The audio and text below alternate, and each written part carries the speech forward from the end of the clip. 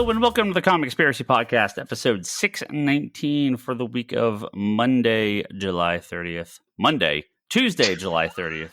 Monday, July 29th would be yesterday. We didn't record yesterday because we returned from San Diego Comic-Con. So today is Tuesday, July 30th, 2024. My name is Ryan Higgins. Who's here with me this week? Brock Sager. Kevin. Lane. Toby. Hello, everyone. Hello. We made it back. No positive COVID cases in our group yet, but that remains to be seen because apparently everyone else at San Diego Comic-Con got COVID this year. Hi, how's everyone? We made it. We made it back. We did it. You're also awake and full of life and excitement and jovial and talking. And you just jinxed us. Hello. What's up, people? Well, Brock has energy because he wasn't there. I had to deal with people. You're doing normal work. I was doing normal work and dealing with people who were reacting to news from San Diego. Yeah. Oh, we'll get to some of that. For sure. San Diego Comic-Con was this past weekend, and 4 of the 5 of us were there, and we're going to talk about it. And there was some news from Comic-Con. We'll go over some of that too. Probably not everything, but a couple of the big things as we discuss the weekend. Yeah,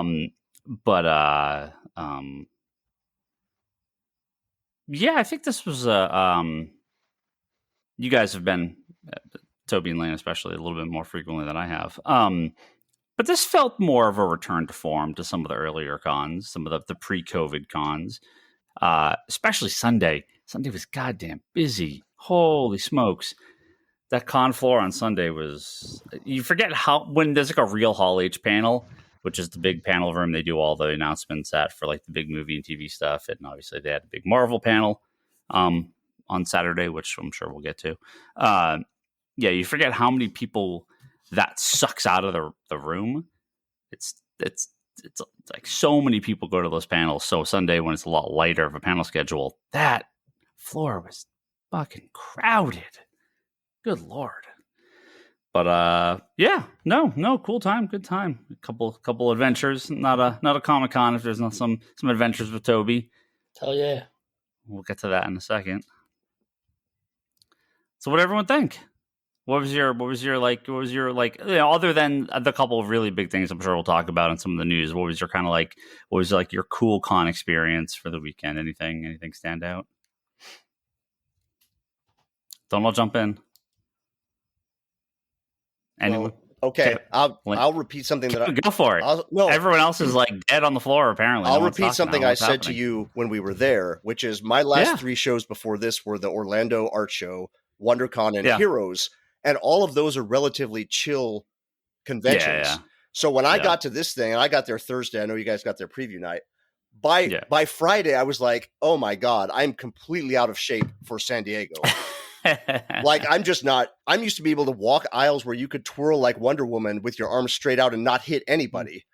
Yeah. And I was just completely out of shape. Now, by Sunday, I was like, had my sea legs back, but I was also just completely ready to be gone.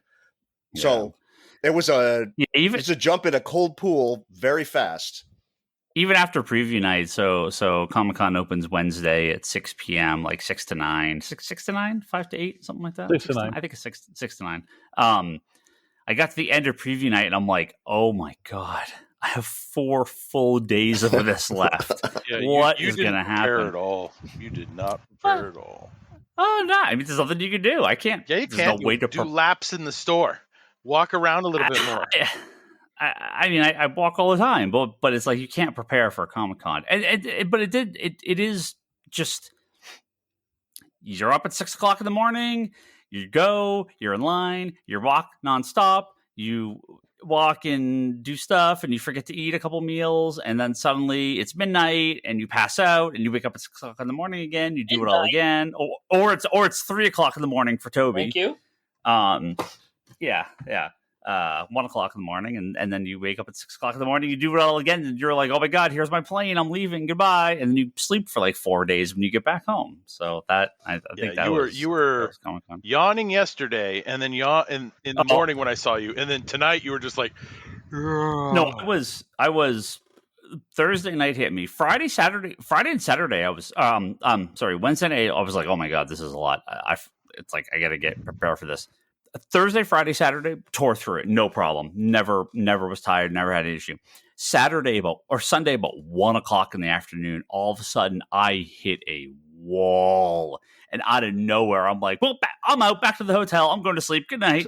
And I just passed out for a couple hours. Then I caught a plane because I had my checkout extended to later in the afternoon. I don't know what came over me, but it all caught up with me. I did a panel. I walked on the con floor for like an hour, and then I went, "Oh, I'm out. I can't finish the day. I can't close this thing out." I was dead. I was it just completely hit me. And then airplane was like 3 hours delayed, so I ended up sitting in the airport for like 5 hours doing nothing. But you were able to take an old person nap in the afternoon with that later checkout. It's not an old person nap. It's my normal everyday midday nap on my days off. You kidding me? But I'm gonna give the unexpected. Now, again, we'll talk more about this later. But I was impressed with you, Ryan. Why? Because you were the first guy on the show floor every fucking day. Oh, that's true. Yeah, that's true. Well, you guys were there. You guys were there in line. No, there were times when you're messaging me, and I'm like, I'm still brushing my fucking teeth. This motherfucker's on the con floor already. This is weird. This is wrong. Thursday morning, you and Lane were in line before I got there. When you guys, I mean, we all went in together, but you guys were in line before I got there. But yeah, Friday, Saturday, Sunday, I was there at opening. Yeah. No, I was very impressed. I was like, damn. I can't sleep in. I just never been able to sleep in. The last I don't think I was years, sleeping in. You were just there earlier. I was impressed. No, I mean, I just get up early. Like, it doesn't matter what time I go to sleep. 6, 7 o'clock is like the latest I'll ever sleep. He has to like go, is Brock actually working this today? Okay, I know he's up. Otherwise, he waits to text me till a little later in the morning. Yeah. No, I just have that internal clock where, I mean, I'll wake up at 8:30 occasionally, and I'll be like, "Whoa, what happened? It's 8:30. That's super late." I'm not that type of person that can sleep till noon. I never have been. And so now these days, between 6 and 7, I haven't had to set an alarm in like a decade at this point. I just don't never have to set an alarm because I just wake up in the morning all the time. It's called old man. but it was good. No, I'm gonna give my unexpected cool con experience. There's obviously a big one we'll talk about later, but I'm gonna give my unexpected cool con experience to the CBLDF after party, or I guess CBLDF party. All right, it was like their silent auction and party, the Comic Book Legal Defense Fund. It was less for that. It was more of what happened right when we got there. So Toby, your friend had told us, hey, look up in the sky at 9:40 p.m. Something is happening later tonight. And we happened to get to the CBLDF party, which was on like the roof of one of the hotels, right at 9:40, completely by accident, right? Like we didn't plan this. By the way, there's a theme going on this year. There's a lot of happy accidents, like one after another. Like there's something that just aligned perfectly for us.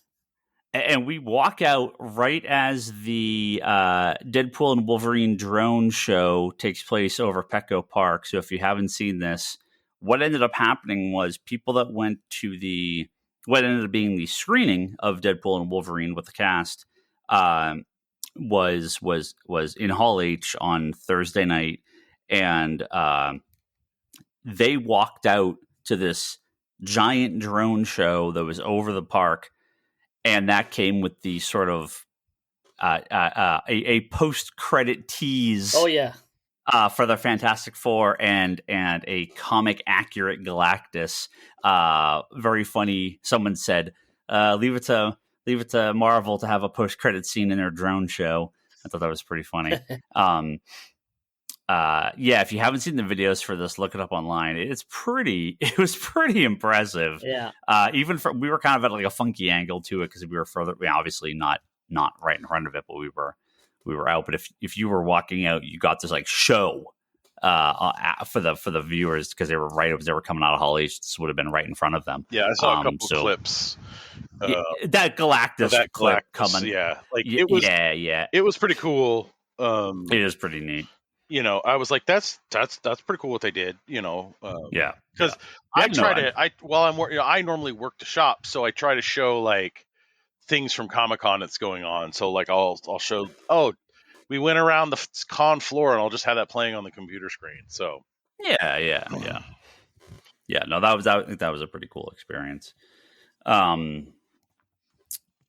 mean, anything particular you guys want to talk about, or kind of some fun experiences day by day? This is not necessarily a fun experience, but you'll be happy to know that my DC book Volume 2 now is officially broken triple-digit signatures.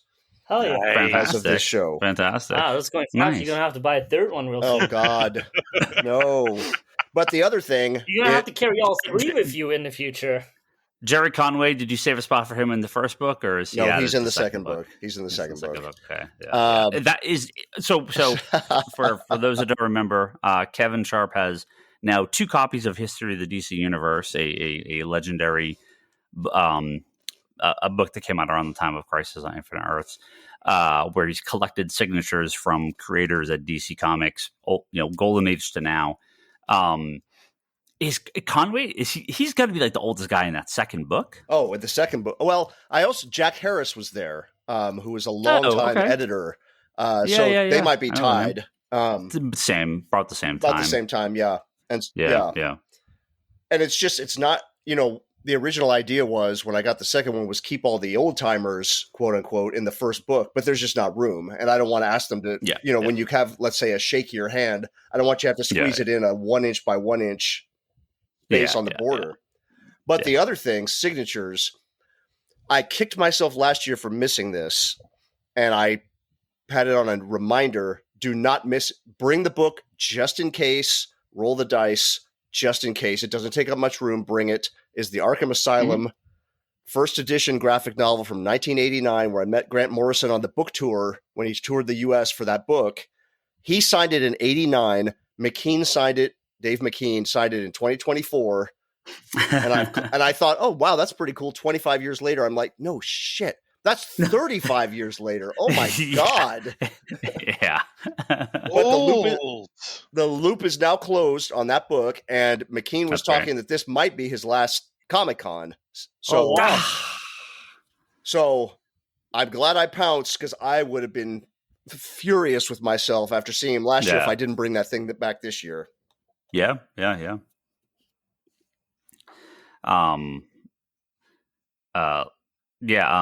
Well, crap. I was going to say something. What was I going to say? Oh, not important. Lane, I know you particularly go to these things for signatures. So Lane is there's an entire story I don't know, and I want to hear about it. I don't know anything about this.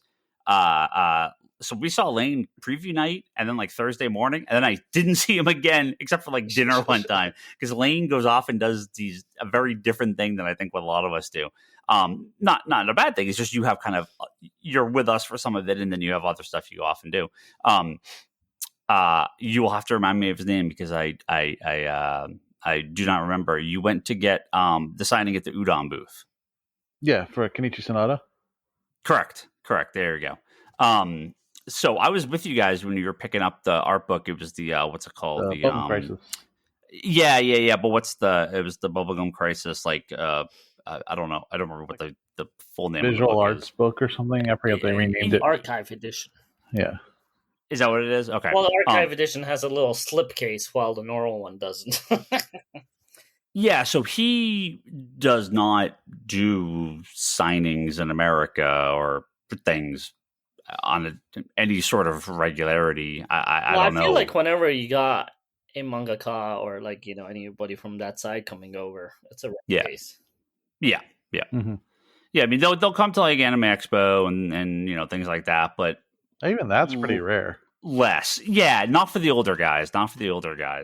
So Udon had him out because they're doing that Bubblegum Crisis art book in English, and they've been doing more work with Capcom, and more than they were doing prior. They're actually got I think that was one of the things. I think that officially got announced at Comic-Con. Was the Mega Man license, right? I think that was a Comic-Con thing. I saw it on my feed over the weekend, so I'm assuming it actually got announced this weekend. But we waited that that Udon booth, that company Udon, they do all the Street Fighter comics and a bunch of manga. Was one of the, it's no Peanuts line, but it is one of the wildest lines at the con. That was a hardcore line that was capped like every time I walked by there. I think you guys so lucked out doing that preview night because the line, it never was as quote unquote short as it was again. Well, yes and no, we really, except because for during the signing. Yeah, because we found out. We were in line as soon as preview started. Yeah, half the people in the line, I don't think you realize this, were not there for the signing thing that we were. No, they were there to get the Street Fighters and all the other stuff. The Street Fighter, the swimsuit books and all the Well, there was another artist that was signing, or a couple other artists. But he was unannounced. He was actually the artist that was announced to be with Usagi Yojimbo creator Stan Sakai, Arigo. Okay, that's who the other one was. But like when we were in line for the actual signing, you could actually just walk up and buy another ticket. Or buy the book and get a ticket. Yeah, they didn't sell out. Really? Yeah, you could have straight up walked out. You would have been better off. I mean, you don't want to risk these kind of things, and you don't want to put them in chance. But we're probably better off just lining up that day, buying a thing, and then just straight up going to the line. Yeah, because whenever I walked by that booth, that line was it was a madhouse. Yeah, except for during the signing, because the line was the signing, and then there was no line to actually get anything at the booth. That's hilarious. Yeah. Wow. Also, don't forget, Kenichi Sanada he's known for Bubble Crisis, but he's actually when you want to talk about him being a comic artist, the only one that he really drew himself was the Writing Bean and Gunsmith Cats. Okay. Because Bubble Crisis, he was a concept artist for the studio that made the anime, and he did that a lot. That was most of his career. He's not a mangaka really. Yeah. Right. He was a concept artist. Or a character artist, I should say. But most of a lot of the art in that book is him. So that's why. Yeah, well, the characters, not the. There's also the tech artist, and right, and background and all that stuff. So how was that signing? Because I never heard. I never heard how that went. It went really quick, and okay. Yeah. Well, the funny thing is, you walked right by it. I walked by when you guys were in line, but they were like everything was delayed, so there was like another right up front, which I didn't realize. Yeah, no, I saw him. I saw him. Yeah, okay, good. Yeah. I think there was just that was the one time I walked by and it didn't seem as busy when it came to find you guys, and I thought it was maybe like, oh, they just like were kicking everyone out because of the signing, and it was like sold out and super limited and blah blah blah. So that's bizarre. Nope. Wow, I thought that. Yeah, that's weird. I mean, you never know though, right? Yeah. It's good to get in. It was a priority for Lane, so I think he did all the right things. He should have get it out of the way. That's the number one thing you want to do. Go there and get it covered. Yeah, but it was very interesting to see when people were coming to line, go, this sold out, right? And then people at the booth go, no, you could buy a thing right now and get the signing. And they were like, wait, just what? Walk right up. Yeah, that's crazy. Yeah. Because I know, like, Brock, what's the name of that company? I got you and Marshall some game stuff. Simon Spin Masters. Come on, CMON. Whatever. There's a company that was doing some. They have the license for some Marvel stuff and Godzilla and Turtles and a few other characters. They're finishing up their DC one. The GameFound finishes tomorrow. The Kickstarter. Yeah, no, they're on GameFound now. But yeah, it ends tomorrow. Sure. Don't look at it. That was that line to me didn't seem that crazy when I got in that line for those guys, and I was like, oh yeah, I can just the guy behind me was saying like, oh, I just keep getting back in line and buying more because like these are so hot and so they sell out so fast and blah blah blah, and I'm just like, really? I just kind of walked up and got them. Then Marshall today told me, oh yeah, these figures are $200 on eBay. I'm like, what? Like I could have got like 40 of them. I just they didn't seem to be. There was a line, but it didn't seem like that bad. It's so impossible to tell. The thing you got me was something that was for Marvel United, and they announced it right before the con, and that's why I literally told you the day you left. Because that's when it popped up on my social media. But they said on their post, we will make this available afterwards for people to order. So I was like, oh, okay. But some of that stuff I don't know if they did or not. So, but I know the thing you got me was one of those just it's I appreciate it. It's kind of it's kind of impossible to tell. There was a Godzilla figure I got for myself and Toby and one of our friends from what the hell's the name of the company? Super 7. Super 7, yeah. That apparently, again, had sold out. We got the last copies Friday morning, and it's just really? This sold out that quick? Okay, I guess. And my buddy Jason that was there said that Campbell, Jessica Campbell, had sold out of everything Thursday. Well, all the exclusive books, yes. Yeah, Thursday. Yeah. Not even just we're gonna do a couple hundred a day or something. It's now I just sold everything the first day. It's well, that kind of blows anyone coming later. Because they were some of the hottest selling on eBay last year. Oh, of course. So yeah, it can always be. It'll be fun. Well, I mean, was the signing good? Did you get much? I mean, does he speak any English? Not really. Translator? Yeah, he had translator. He speaks a little bit, but not much. Just kind of said thank you and yeah. It was just really quick. I mean, and honestly, the funny part is I was actually scarily enough that was the longest line I had all weekend. The only line? The longest line I stood in the whole line. weekend. Yeah. This year was kind of pretty smooth as far as things planned, being online, so we could pre-plan everything, know where to be, know where to go. I had no problems this year. But like you said, I was I was off of getting signatures when you guys were getting toys and all your other stuff. Yeah. So I was usually opposite in the hall. Yeah, you're usually an artist alley. So what were some of the highlights of what you got signed? Because I know you always get a lot of signatures in some commissions. I picked up a few commissions. Most of my commissions were pre-con setups though, so they weren't done at the show. But I guess signature wise, I brought a whole lot of. I almost got everything done from Art Germ. Oh, Art Germ's another perfect example. When we were there preview night, there was a line, but it wasn't that long. That Art Germ line, for most of the time, most of the convention was crazy long. Because he was doing those raffles, right? Those giveaways. Well, that's only that's only in the morning. It's not a giveaway. What it is in for the very first half hour of the show. If you wanted a commission, which is the $500 or $300 for black and white, or $1,800 for the color. If you wanted the actual full-on art commission or $400, you had to be there a half an hour after the show opened, and you got a raffle ticket. And he drew 10 a day. Yeah. And then if you were the lucky 10, you got it, and he just worked on it the rest of the day. But after that, there was no line for him. Because most of the day he was just doing CGC signatures, so you can go to him anytime, and he had pre-planned times for regular signatures and remarks. And I would go to him, and usually there was a line of 5, 6 people, 8 at the most, and that's it. Yeah, that's crazy. Because I would assume again the CGC people, they'd be there crazy getting stuff signed by Art Germ. Yeah, they were.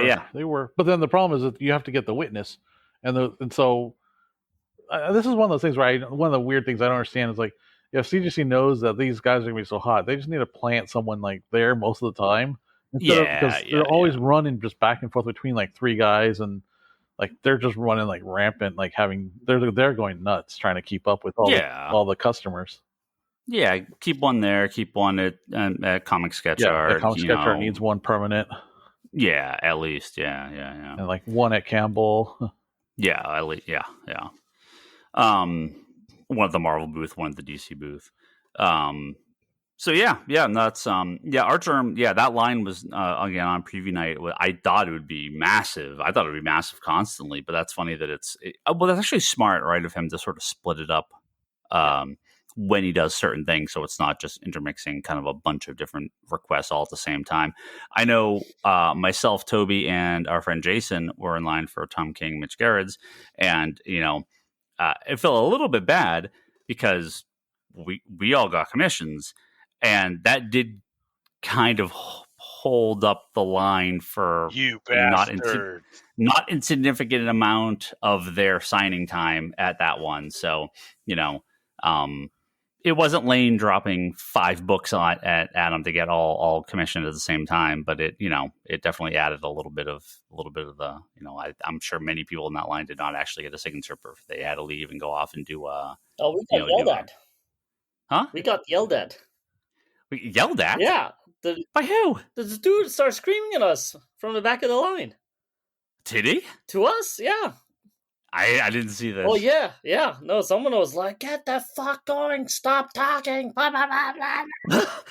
You missed that?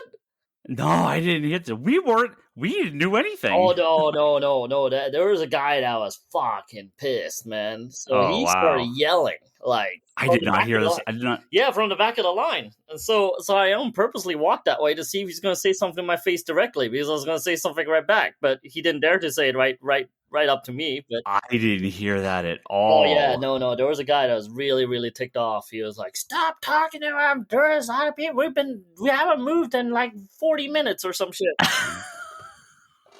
Wow, Ryan, you're now the villain of a con story, Ryan. Yeah, somebody's con story. Like these assholes that just keep talking to Tom and Mitch. Well, so I would have no problem leaving the books there and coming back. They just didn't offer that. That's on table management, because that's what they should do. Yeah. Drop off your commission or your remark. We're gonna chop through all the signatures and then circle back to those. Or just have times for it. Yeah, or just do do one and then do 20 sigs and then go back to doing the art. Just kind of intermix. Fine,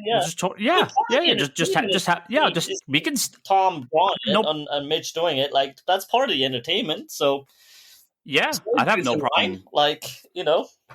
Yeah, I'd have no problem just kind of standing off to the side where they do a couple, then go back to sketch for a bit and then do a couple. Yeah. Because I got so I never do commissions, not for the real artists. But Daniel Simpere had been there. Simpere, I think it's Simpere. I never know how to pronounce his last name. He was an artist on Wonder Woman, and so I was like, I had brought up a stack of books I wanted to get signatures on, a lot of graphic novels. And I was like, wow, there's no trade. The trade's coming out, but I don't like it on trades. I do them on the hardcovers, but I want something. Because I don't know that he's there every year, blah, blah, blah. And I was like, I'm sure he does remark. If he doesn't do commissions, at least he does remarks. I was like, I'll bring a sketch cover. I never get sketch cover art. I was so surprised. Yeah, it was just literally I grabbed it Tuesday night when I left the shop. And I was like, I'll bring this and see what happens. And it was being one of the best things I got at the convention. So, because I asked him, I was like, hey, are you doing commissions or remarks or something? He's like, yeah. So he gave me a couple prices. I was like, yeah, let's do it. So I got this awesome Wonder Woman on the cover. Nice. It's and so I just said, no rush. He said, just come by Friday. He goes, I'll try to get it done Thursday night or Friday morning or something. I'm like, cool. And when I went, he had 3 or 4 of them done. So I think they, in the future I wonder if they'll change that with the, well, in the future, they just need to not let you guys come and hang out at all. Hey, man, I was promised that Ryan was going to talk to him for 2 hours. Yeah. Right? So the people in line, the fact that we only took 20 to 40 minutes, we were not there for 40 minutes. I think we were there for 20. Maybe 20. Yeah. But Toby, you got a Nightwing. Yeah. I mean, that's not a full on commission. I have remark, right? I mean, that's his. It was a fancy that's Mitch remark. Gerrard's. Let's just put. Yeah, it was a fancy remark. Yeah. and Tom did a couple of his I'm sorry's for us and our friend Jason. So yeah, very funny, very very good times, great talking. Well, this is the first time that Tom was busier than Mitch, because Tom had 3 of them to do. Mitch only had 1. Yeah. Oh, yeah. You guys didn't do Mitch? No, because he had a Wonder Woman giclée in print that was there, like the high-end print. So myself and Toby both got that. That was my Mitch purchase. So it was my Garrett's purchase. No wonder the crowd was riled up, because you blocked the writer, not the artist. Well, we the 3 of us are sitting there. Well, I can see why someone would get angry, right? Because it's the same 3 people, and it doesn't seem like we're moving, even though Tom finished me, and I'm still hanging out. Like, it's not like I'm because it's 3 of us, right? And Tom starts on the next one, so I could see why people in the back of the line that don't know what's going on in front would get really. I totally understand it. I'm like, sure, sure. But it's not like we dropped $5 each. All 3 of us dropped some coin, right? So not insignificant amount of money. So I'm not too butthurt about it. Yeah, exactly. But that was fun. Well, not to mention, like, because I met them at Fan Expo 2 years ago, and when you've interacted with them, they actually want to talk to you a little bit more. They know that you have to get the line going, but. Oh yeah. Oh, they're always gonna, they're most of the creators are super super nice.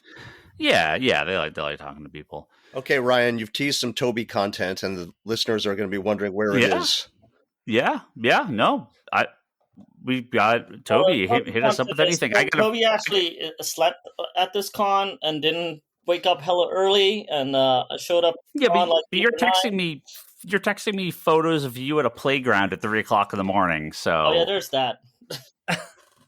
Well, I told myself I would get sober every night before making it back to the hotel, so I would just go walk it off. Until I was sober, I wasn't going to go make it back. That midnight pad CU again, huh? Hit the spot. Dude, that did hit the spot. Yeah. So I have to remember that place. Yeah.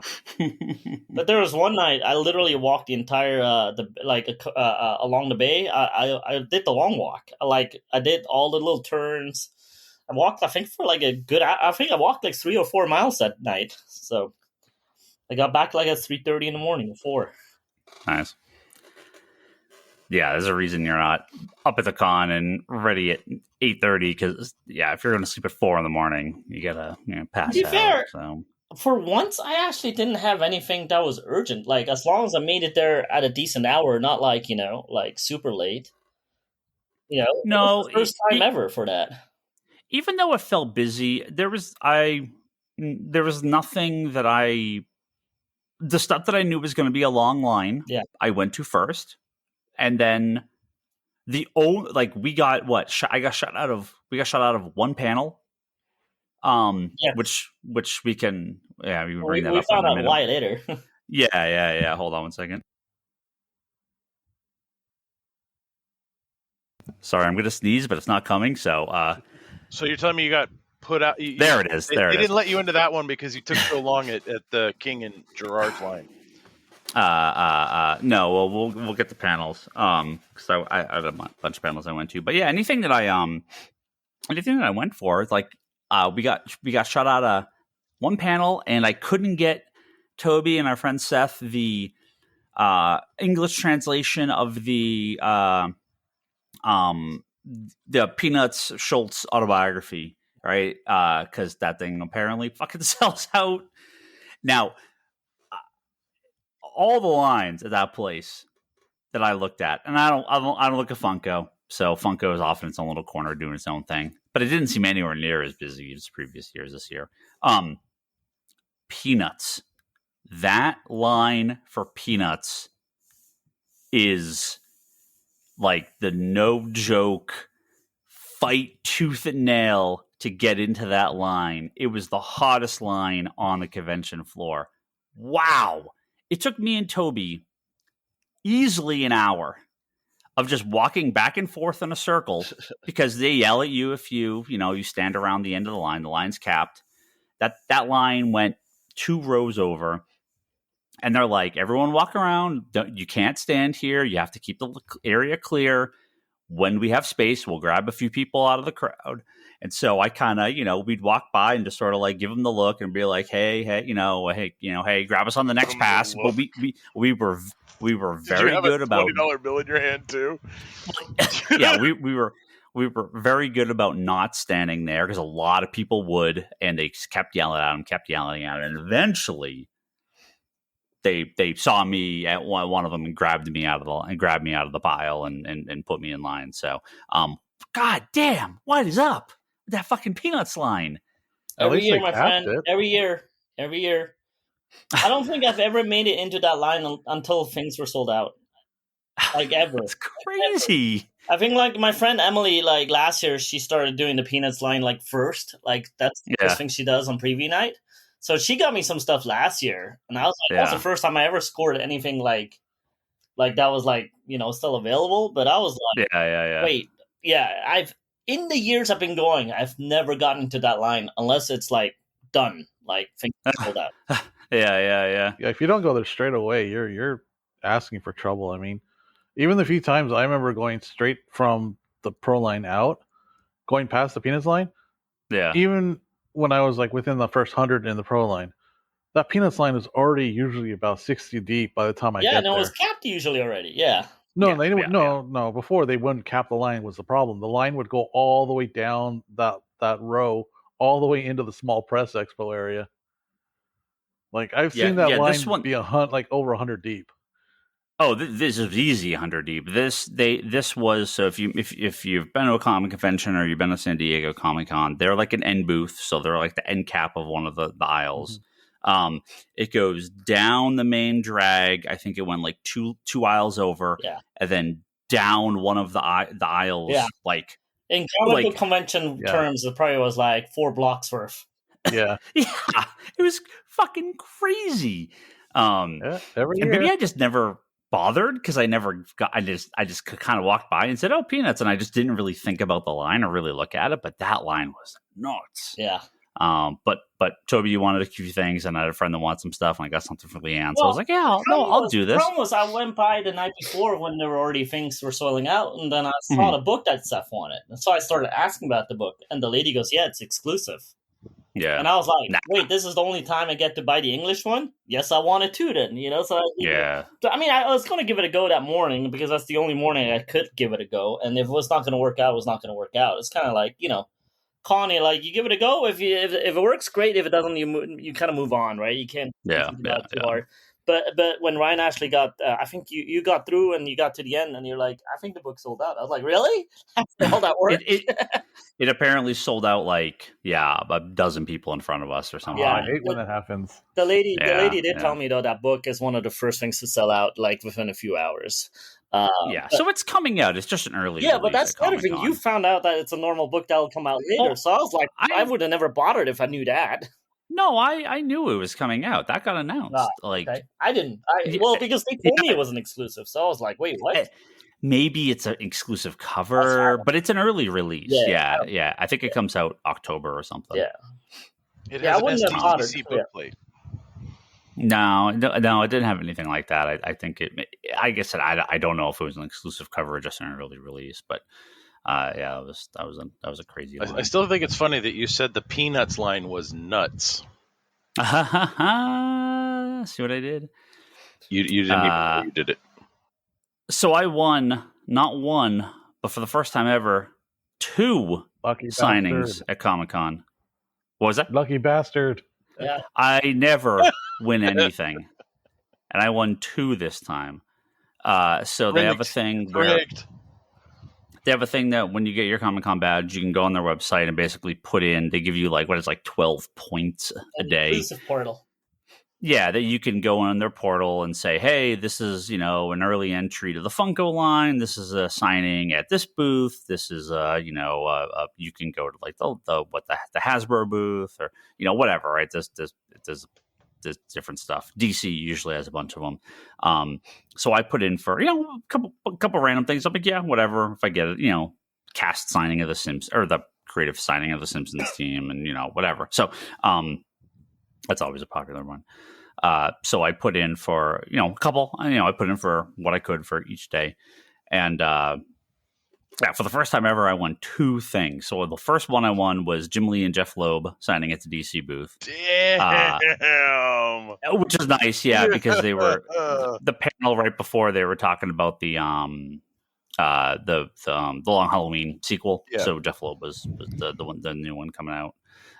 And so I brought a copy of Hush to get signed by that. I had the hardcover version. Jim Lee, boy, he must have been. I didn't see him the rest of the con. He must have been like sick. Like I think he was really sick. He didn't look just tired. He looked like he was very ill. He was at some of the panels prior, and had a good face on, but by the time he was there at that booth on Friday, he looked pretty beat. So I'm not sure what he did Saturday or Sunday. I don't. Oh no, I guess he would have been there Saturday because that was the Jim Lee and Friends panel. But the other one I won. So I on Saturday there was a couple of other things that I thought was pretty cool. But I was like, Leanne always complains when I go to these things, I don't get her anything cool, right? So I was like, well, here is a signing for the cast of Interview with the Vampire and the new Witches show, part of the Anne Rice universe. I was like, worst case, I'll try. I'm not going to win it, but at least I can say I made an attempt. I won a signing for so it's everyone except the main guy in Interview with the Vampire and what's her name, Toby, the main witch in the new show. Alexandra Daddario. Yeah, there you go. But it was the entire rest of the cast for both shows. I don't know why they weren't there. Like, kind of odd that the main two people, but whatever. And it was like the producers were there too, so they signed it.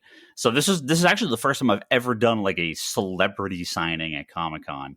And it was cool. You guys actually got to talk to them for a minute. They weren't just like shuttling people through. They actually like were talking to everyone for a good 30 seconds to a minute. Did you video call your wife? No, so you can't do anything there. You could take They said you could take no video. You could take photos all the way around the line. So we got I got good shots of them. But once you were like once received your posters, you couldn't take photos after that point because they don't want people doing selfies right at the booth or videotaping them or any of that stuff. But they were all super cool. So I got to land those signed posters, and first time I've ever actually won like the big lottery ticket at Comic-Con. I'd say it was about 9/10 women, and they all were like around the stat. You could tell they were all like. Very funny. Daggers eyes to you, going, "Who is this guy? Why is he here?" I told them all. I said, "Look, I'm an old '90s goth. Of course, I know Interview with the Vampire. I thought the show would be whatever, and I watched it. It's really good. It's really, really good. So I was like, this is for my wife, but I'm super excited to be here because I really enjoyed the show." So I'll watch that. You gonna watch the Witches show? Like, you watch it? I'll give it an episode. Yeah, I don't really know it. Yeah, I'll watch it. Whatever. It's part of the whole universe, and it's made by the same people, so hopefully it's good. But that was really cool. That was really neat. So that was Friday and Saturday. Those are my 2 big signings. Nice. Toby, you got some Meanwhile signed, right? You got our anthology signed by a bunch of the creators. I started a project. Well, hopefully the Grosjean brothers are not listening in right now, but if they do, I'm trying to get 3 copies signed by everybody that contributed to the book. So this was the con that I started this project at. So, I got Jock, Jeff Johns. I got, who else did I get? I got 6 of them. Bill Walco. Soon Lee, and Scott Snyder. I mean, those were the ones I started with, And Jeff Johns. Yeah, Jeff Johns, yeah. So it's funny because we dropped off some copies of our friend over at Philip Tan, and then he actually had to sign it with this really cool green Posca marker, and it looked really good. So then I had to walk off the con into Little Italy to like the art store to get myself the same pen, and it was well worth it because it looks really gorgeous on it. Nice. That's cool. The only problem is it takes a little bit of time to dry. So usually right after signing, I'm walking around with like 3 books in my hands, like, don't touch me and don't get close to me. Need to bring in portable fan. No, I actually even the minute they finish signing, I usually look at my watch and go, okay, I got to give it at least 10 minutes. And I usually find myself like, a beam or something where people have to walk around anyways, and I hide behind it for like 10 minutes and then I slowly put it away. So I take it back. The best thing I purchased this entire weekend was a portable fan that I bought. I bought 2 of them on Amazon Wednesday night because it was 1 billion degrees. Is this one of those like body fans that like workers wear? No, it was just like a handheld fan. This thing saved my life over the weekend. Saved my life. I was like, it was Saturday, Sunday were much better. Wednesday, Thursday, and Friday were humid as hell. I cannot deal with humidity. I was dying. It was so fucking hot. That little fan saved my life. I took like 18 showers while I was there. Fuck, I probably took more than 18 showers. But that fan, like, helped me through that con. A Boston kid, so much. A Boston kid withers at humidity. Yeah. Can't do it. I hate it. I've always hated humidity. Hate it. You're kicked out of the tribe. Yeah, Californians, all you Northern California Bay areas with your 76 degrees all the time and 0 humidities ruined me. But the one panel we couldn't get into, and what a panel to not be able to get into.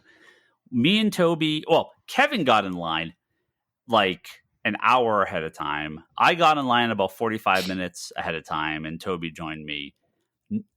Kevin did move and get out of line and blah, blah, blah, but it wouldn't have mattered. You wouldn't have got in, even though you were well ahead of me in line by that point. There was the Jim Lee and Friends panel, which, why is this panel like most of the time, the comic panels, you can kind of just walk into. It's not a big deal. What the fuck? They opened the panel door, like 12 people move, and then it's locked again. Because the panel after that was a Kevin Feige panel.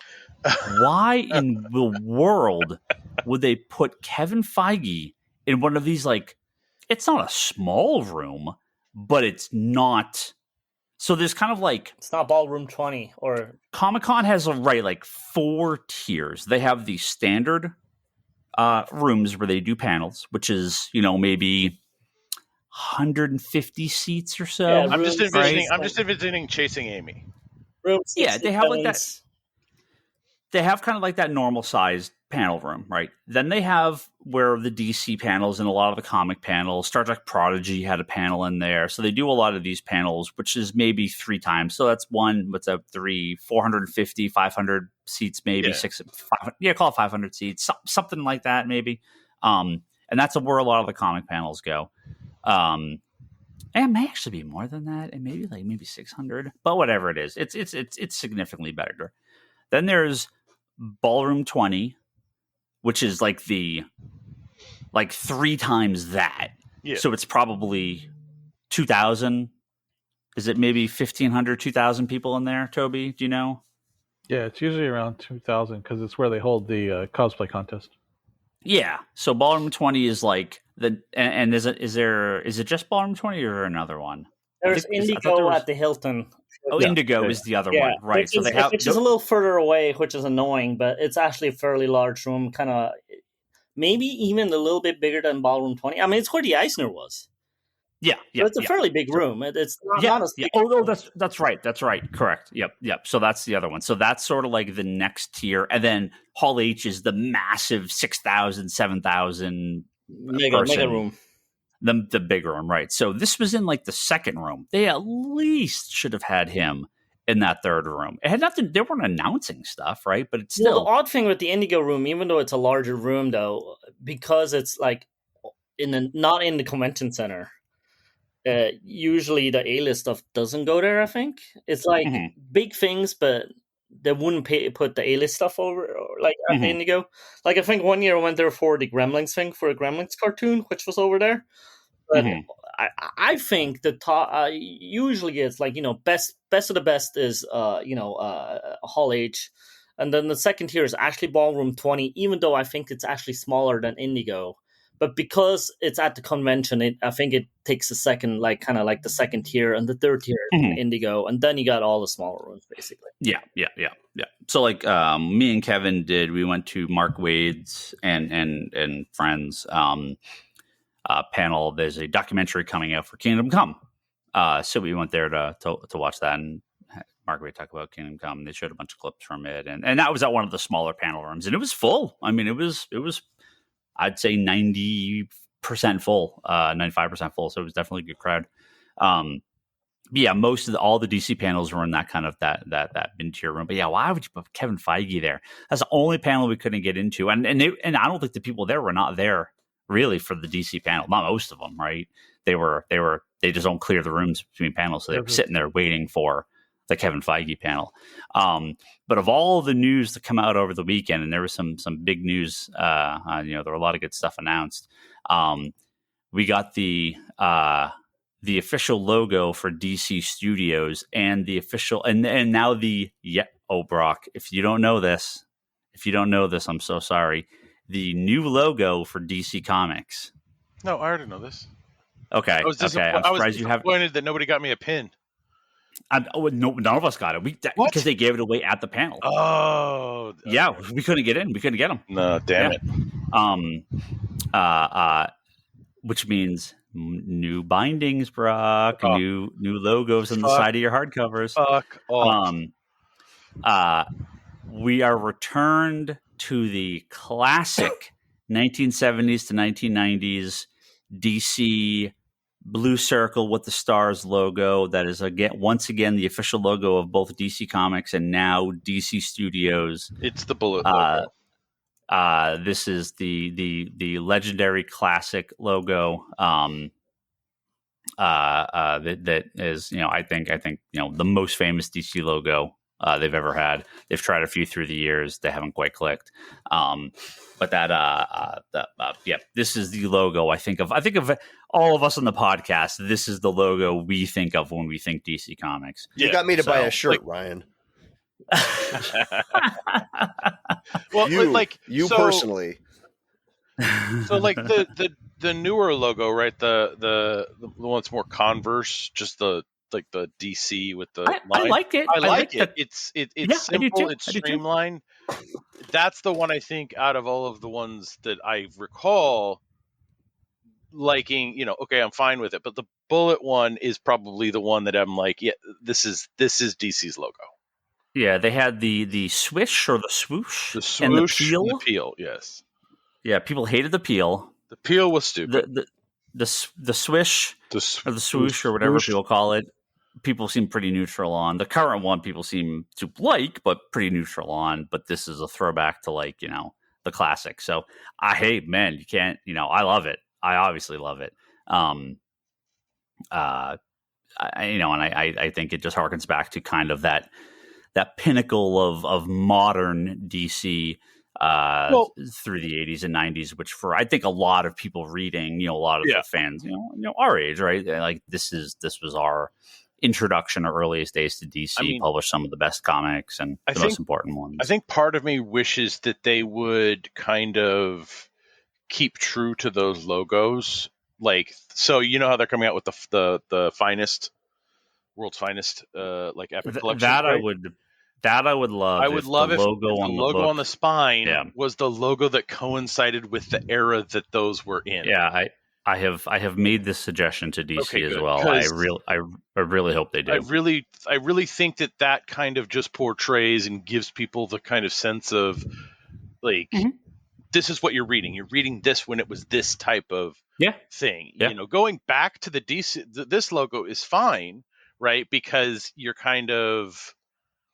You're taking what you have now, turning it, and then just adding the thing around. It's not like it's much different. So, I think, we'll see. I still think DC and most companies don't like spines and people's libraries looking coherent. And, There was obviously other news where this I know this podcast is going to run kind of long with us talking about our stuff, but we have plenty of podcasts to come up to talk about a lot of the news, especially as more info gets dropped post Comic-Con and everything. So we'll cover more of the news that got announced at some of these panels and some of the Marvel panels and stuff. Except for I think kind of the big outstanding thing that we need to talk about. Any other highlights or lowlights? You don't want to mention the iceberg? Except for the one thing we need to talk about. Let's see. That's the one thing. Lunar. I don't know if that's worth. Oh yeah, the Lunar. Yeah, that was okay. Yeah. I forgoed the DC the Diamond Comics lunch this year because I ran up against some of the panels I wanted to go to. But yeah, me and Kevin. Yeah, I just don't like it. That was me coming fresh, by the way, to shout out the Her Universe Barbie fashion show. Which was at one of the hotels. And I was just completely overwhelmed. I had no idea. I knew Her Universe was a thing, but this was like a Hall H size room that was standing room only with a crowd in the lobby outside sitting on the floor watching it on television. That's crazy. And it was like a fashion show, like with a runway and people designing Barbie themed costumes. Yeah, I saw some of those on social media as I saw it through the day. But yeah, I was, you talk about that Peanuts line. I was stunned by this. I mean, stunned by but great. Like, you had all ages in that thing. But anyway, so I left that to come to meet you. Take it away. I'll tag off. Oh, yeah. There was a meeting for Lunar, which is one of the distributors, the exclusive distributor for DC and the primary distributor for Image. And so we get to hear some of the presentations, and then it was open bar and some light snacks for a little while. Now, again, I'm sure they figured this out, and if they do it again next year, they'll do it differently. But the thing you have to remember, everyone, you can't have the open bar before the presentations. Oh, you have to have the open bar after the presentation. You are wrong. Are you sure? Entertaining that way. Drunk people everywhere. People speaking their minds. Crazy Midwest retailers complaining about shit that they don't need to be complaining about. What could go wrong? It was at the whiskey. What's it called? The Whiskey House? What's it called? Whiskey House. Yeah, Whiskey House. It's an old school bar. It's kind of small. It's loud music, and then people trying to talk. I mean, they turned the music obviously off. They rented the place out. But yeah, it was like, I appreciate this, but you just kind of did this a little bit wrong. You need to have the presentation first, get that out of the way, let everyone kind of have their thing. It did lead to some funny interactions where, Mad Cave and Image, and I feel like Daniel Warren Johnson, because he was up and he was talking about a bunch of his book, and I feel like the crowd was there for that. Some of the smaller publishers, you could tell attention kind of drifted a little bit. But then Silver Sprocket got up and they were talking, and they really kind of had the crowd's attention for a little while.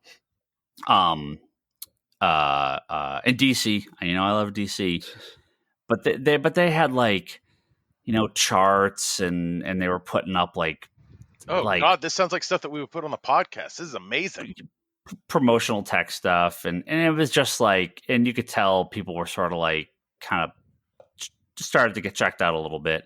Then Scott Snyder came out. He was there to kind of sell the retailers on All In, the new initiative from DC Comics. And we'll be talking a lot about in upcoming podcasts.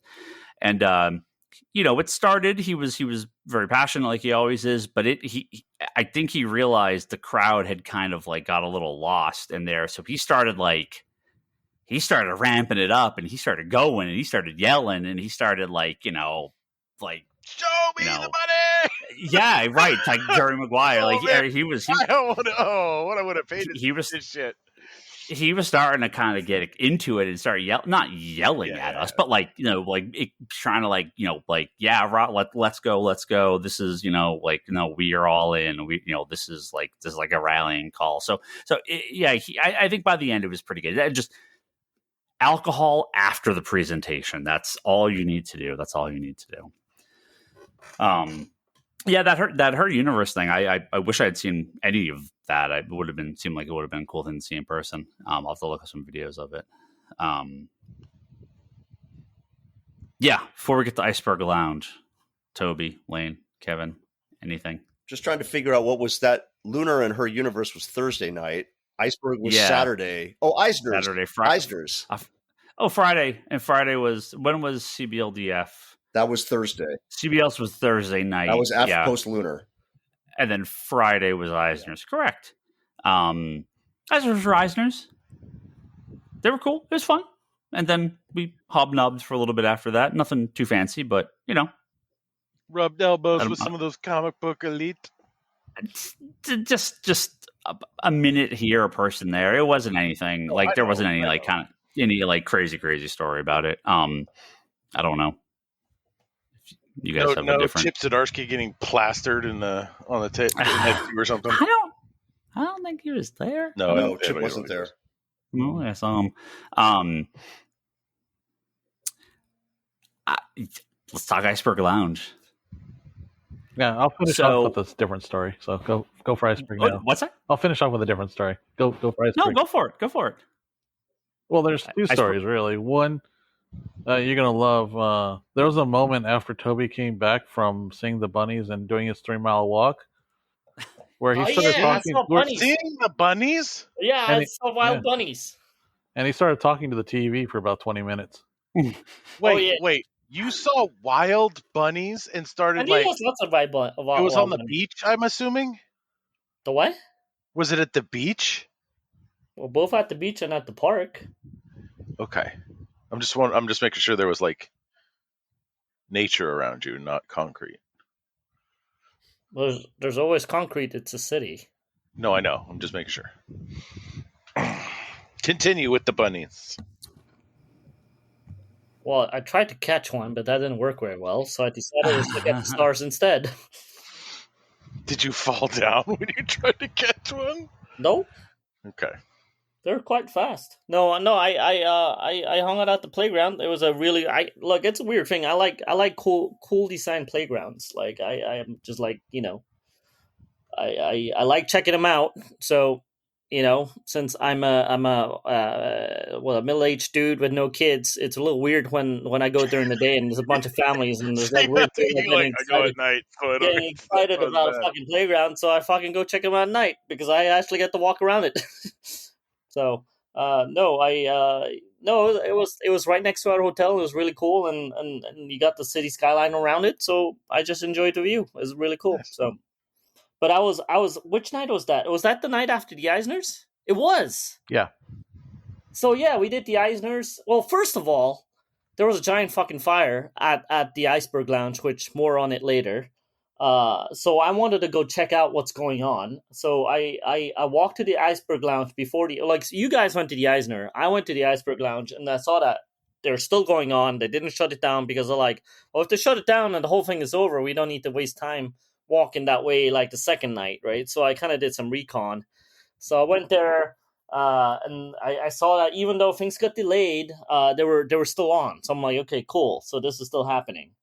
And then I tried to go to the Lumpia factory, which my buddy Pat was doing some cross promotion for with his Lumpia movie and Lumpia comics. So I went there and great for freaking him and the Lumpia factory. They had a giant ass line. So I'm like, okay, I guess I'm not eating dinner here.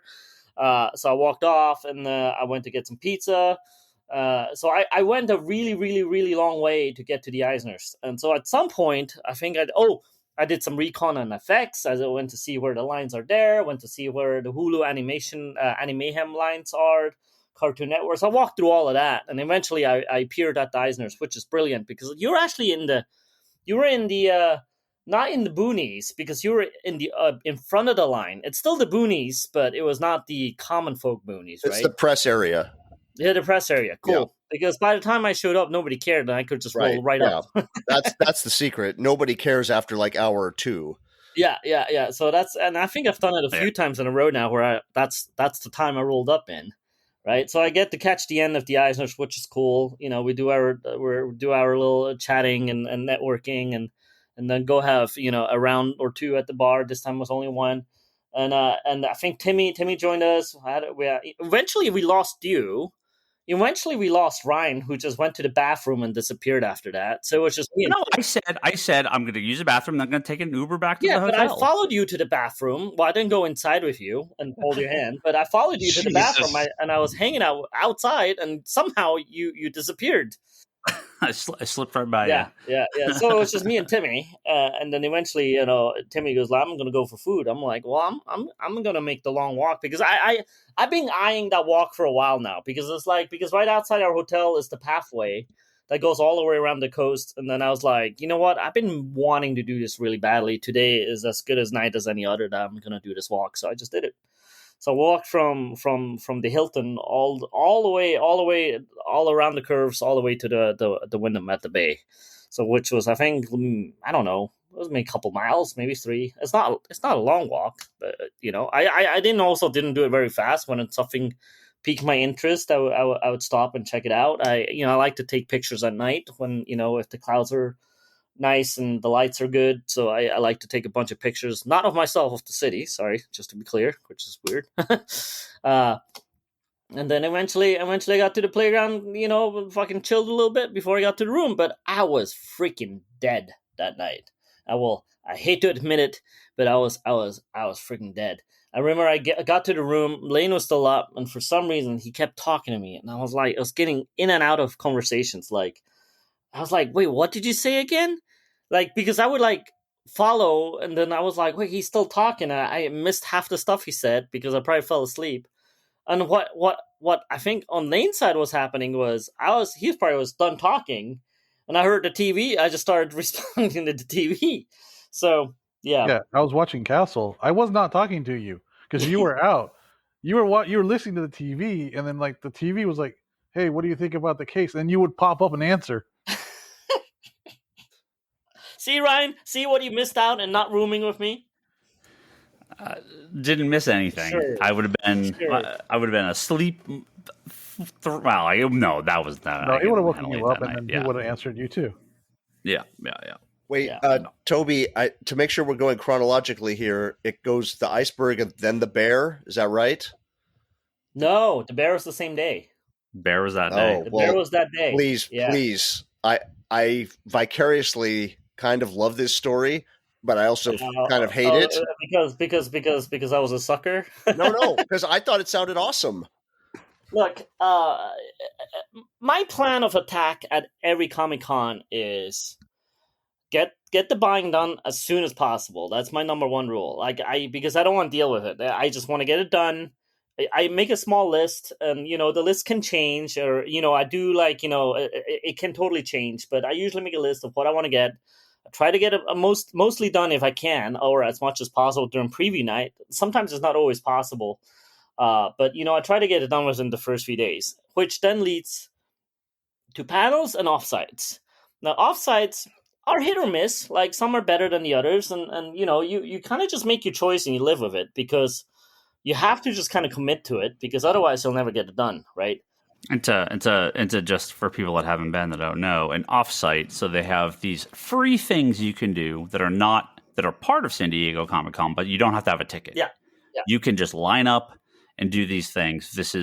They have for What We Do in the Shadows and Game of Thrones, like and this year stuff, right? Yeah, they're like little experiences you can do. You get some free stuff. Toby had a few legendary ones, like the Walking Dead obstacle course and Blade Runner and Severance was Severance. And Blade Runner were all-time high Comic-Con experiences.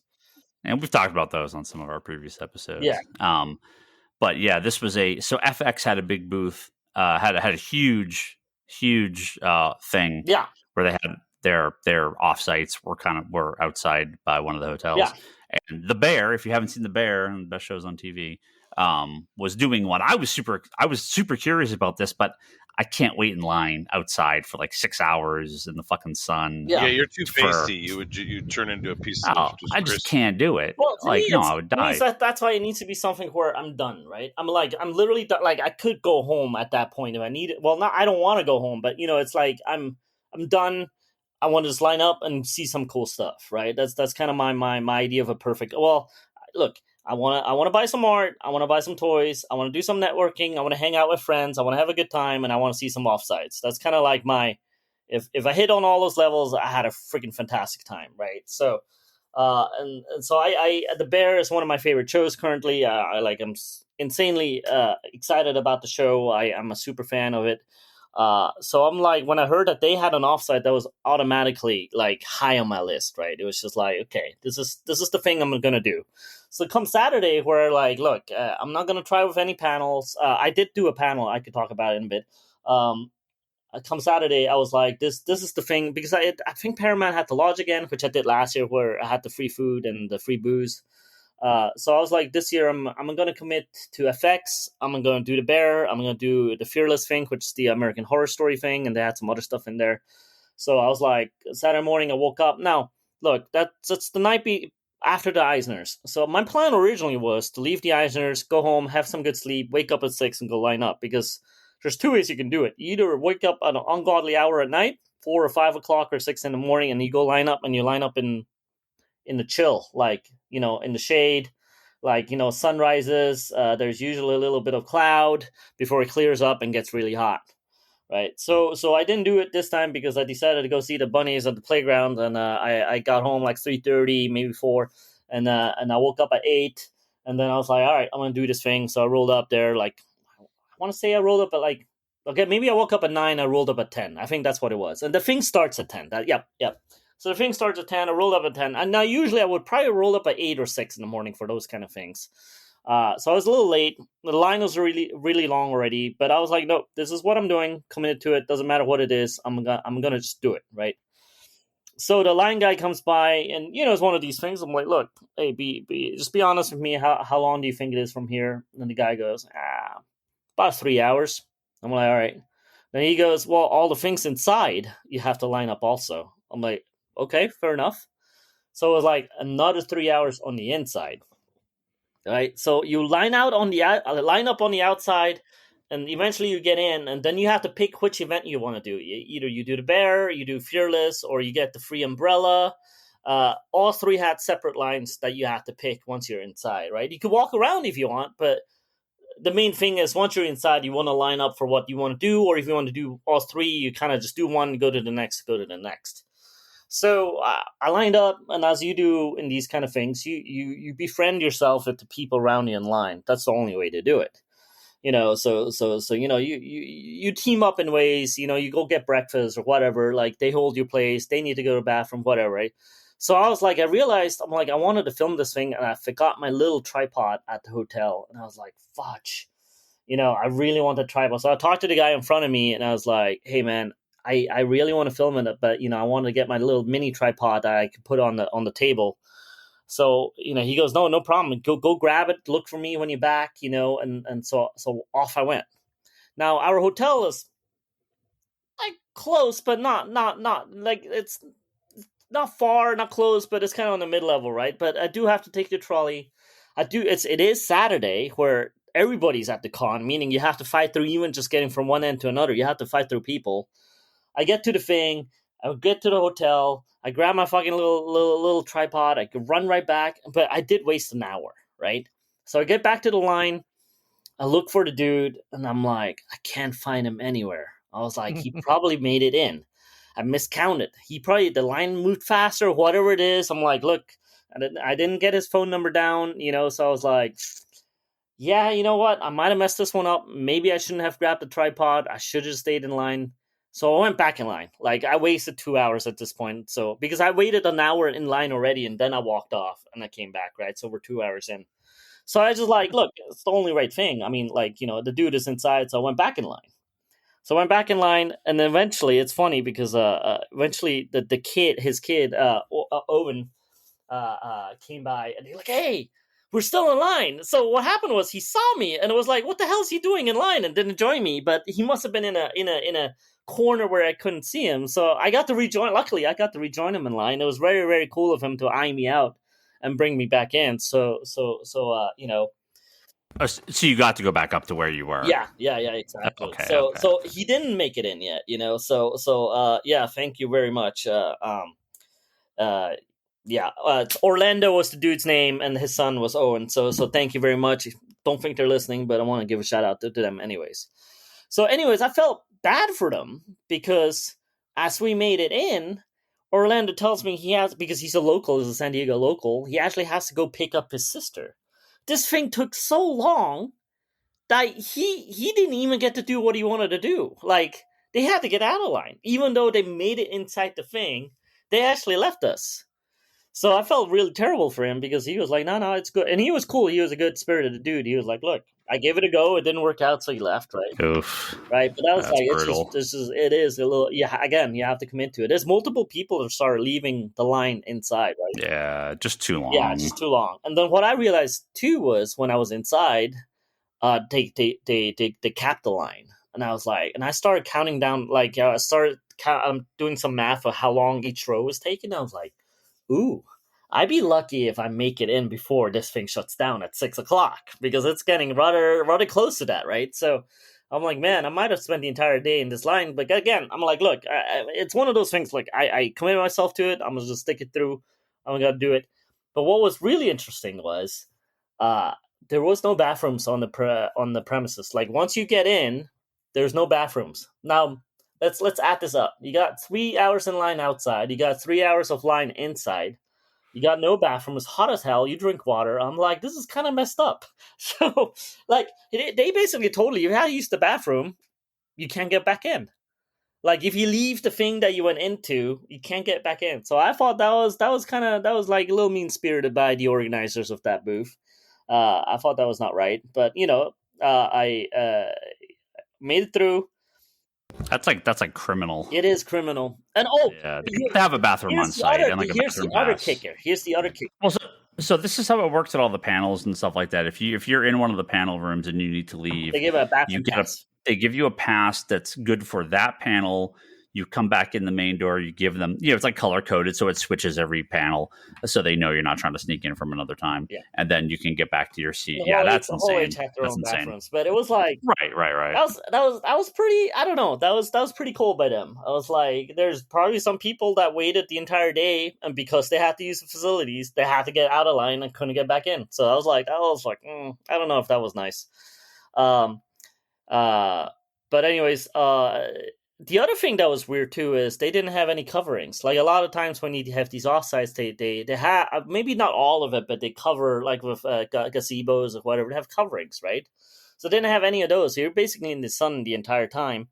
And the kicker was they were actually giving out umbrellas so that you can shield yourself from the sun. And I'm like, that was a separate line because they had like graffiti people put your name on it. I'm like, forget that. You should have just handed everybody an umbrella as you walked in. Everybody pops up their umbrella and everybody's covered. Everybody would have been like 10 times happier, you know? So I thought that was a little bit of a weird decision. That was kind of weird. Amazon, when they did their offsite a couple of years ago, they actually passed out like snacks and water as you were in this insane line, which was very, very thoughtful and nice of them. But yeah, anyways, some weird decisions by the guys that were running the FX booth. But here's the kicker. I finally got to do the bear, and the experience was maybe 5 minutes long. I thought I was going to get more out of it. Like, for people that haven't seen the bear, I give a little setup here for what we were all expecting. Oh yeah. The bear is a show where it's about a chef. It's about a guy that works for real base, super basic. His brother owned this like this famous but hole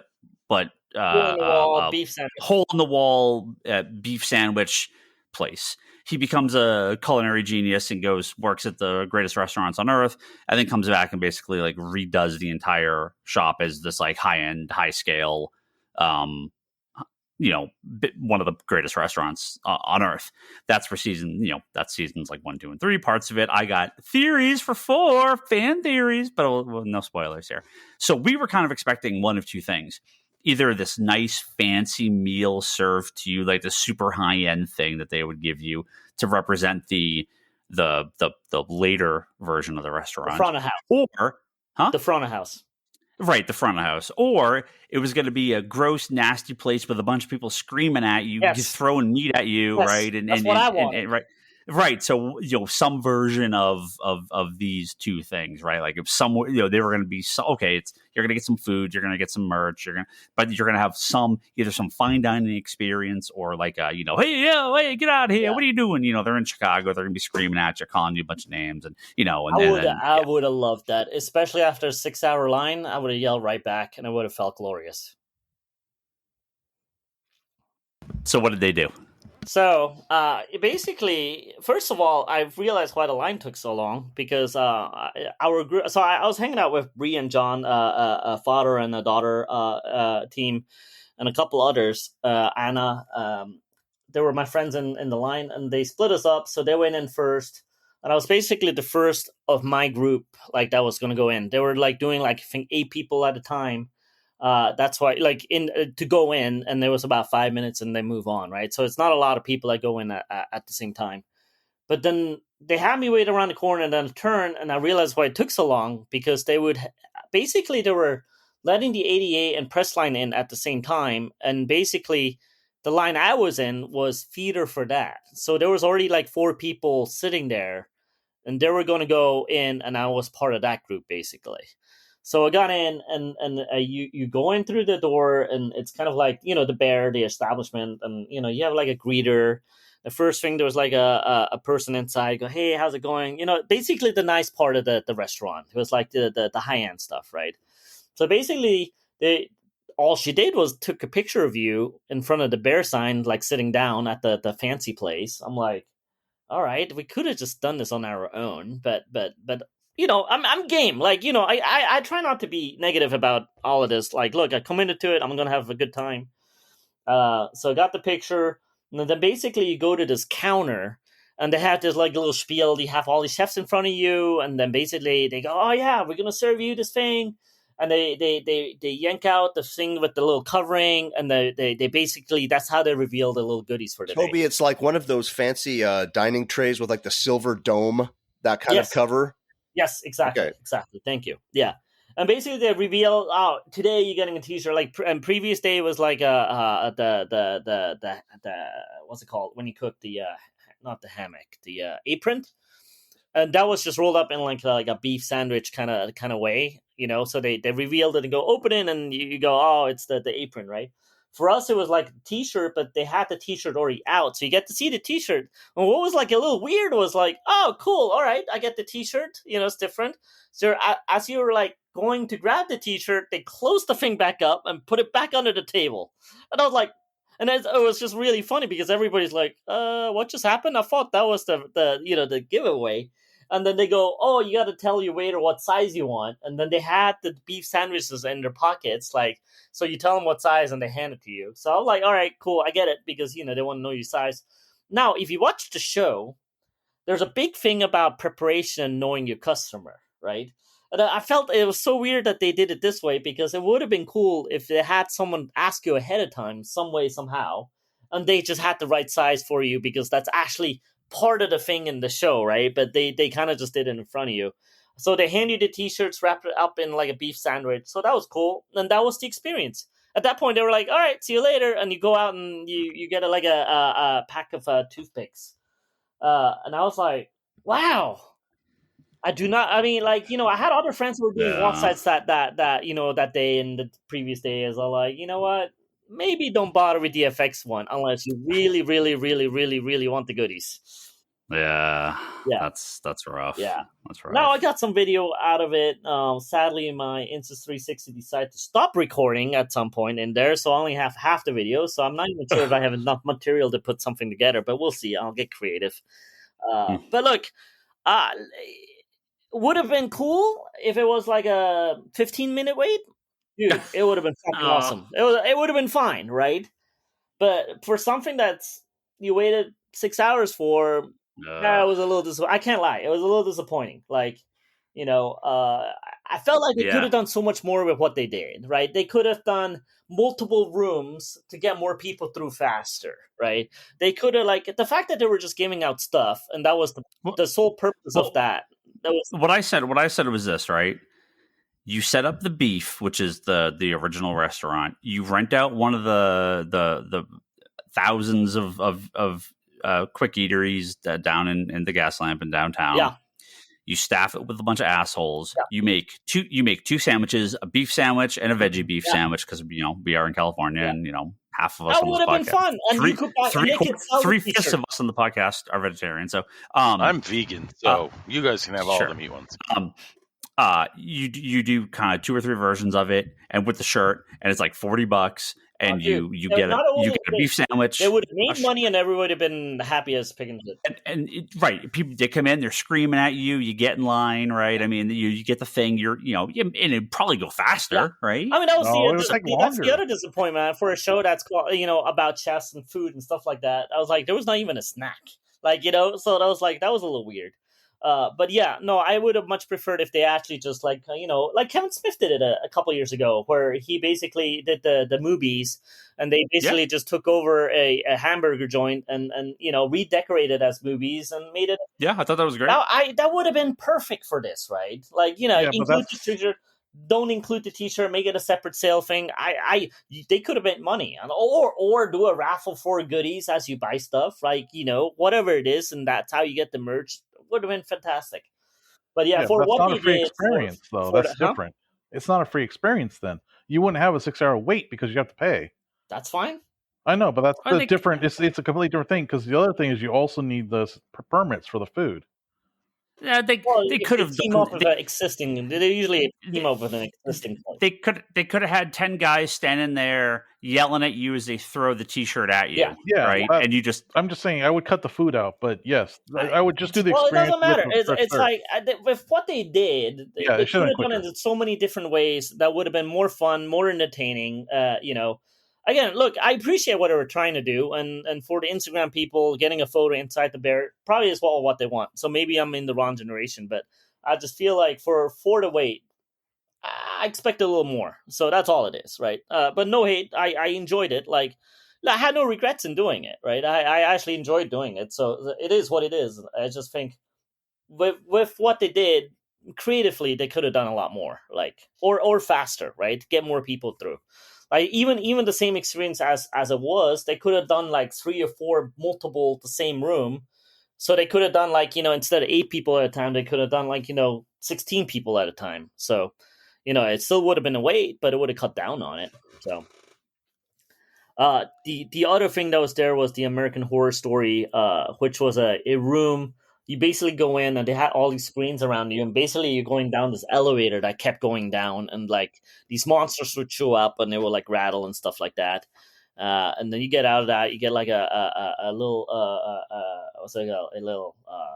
a little drink, and then you could line up for the umbrella. But by the time I got to the umbrella, they already shut down the umbrella line, so I didn't bother, and I went back into the con for some stuff. That was Saturday. I did get to meet one of the actresses from The 100, which was a highlight for me for the con, so that was really cool. And then went back to the room. We decided to get dinner that Saturday night, and then I'm a key it up. We went to try to do the ice lounge. So So there was a thing a couple weeks back got announced that they were going to do the Iceberg Lounge in promotion for the Penguin TV show coming out very soon on Max, based on the Matt Reeves Batman movie that came out a couple years ago with Colin Farrell. So of course we all sign up to try to get tickets for this thing. It's very unclear. They're like, you're in a queue. Maybe you'll get the tickets the day of. Maybe we're trying to get as many people in as we can. Yeah. There's no real, they don't tell you anything once you sign up. You just kind of like, okay. Thursday night, or was it Friday night was the fire? It was Thursday night. No, it was Friday night, because that thing was only on Friday and Saturday night. Right. So Friday night it was the Eisner. That was when the fire was, and that's when I walked by and looked at it. Early Friday night, correct? Because it was when they were doing the press preview. It was before a real opening of it for the public, because it was earlier than the first show that we signed up for. So we had no, they just said, oh, it's going to be a nightclub. It's the Iceberg Lounge. That's all the info we had. We had no info on it. It was a restaurant that was, I believe, above it, caught on fire Friday night, and they had to evacuate it. It's connected building, but it's and so they had shut down that part of the gas line and evacuated everyone from it. But I guess after a little bit of time, they determined there was no actual damage to that building, so they were able to go in and do the whole thing. But there was a good chance that this fire would have just canceled the whole thing. Yes. We all decided, myself, you, Lane, and Kevin, that we were going to go get dinner. And I was just like, let me text Timmy, as our friend, owns Arsenal Comics down in Southern California. He's always our con buddy. We always like to hang out. I have no idea what he was doing. I just on a whim texted him and said, hey, do you want to come? And he's like, yeah, totally. I'm right around. I'm like, yeah, we'll meet in the gas lamp. I'm starving. I'm right around the corner. I'm going to bring my friend Laura, and we'll just, we'll get dinner. And then, we could check out the Iceberg Lounge. I don't know if we can get in. We'd heard there was a standby line. All right. People were saying that there was a line where if people didn't show up or they had extra, time at the end, they would let standby people in.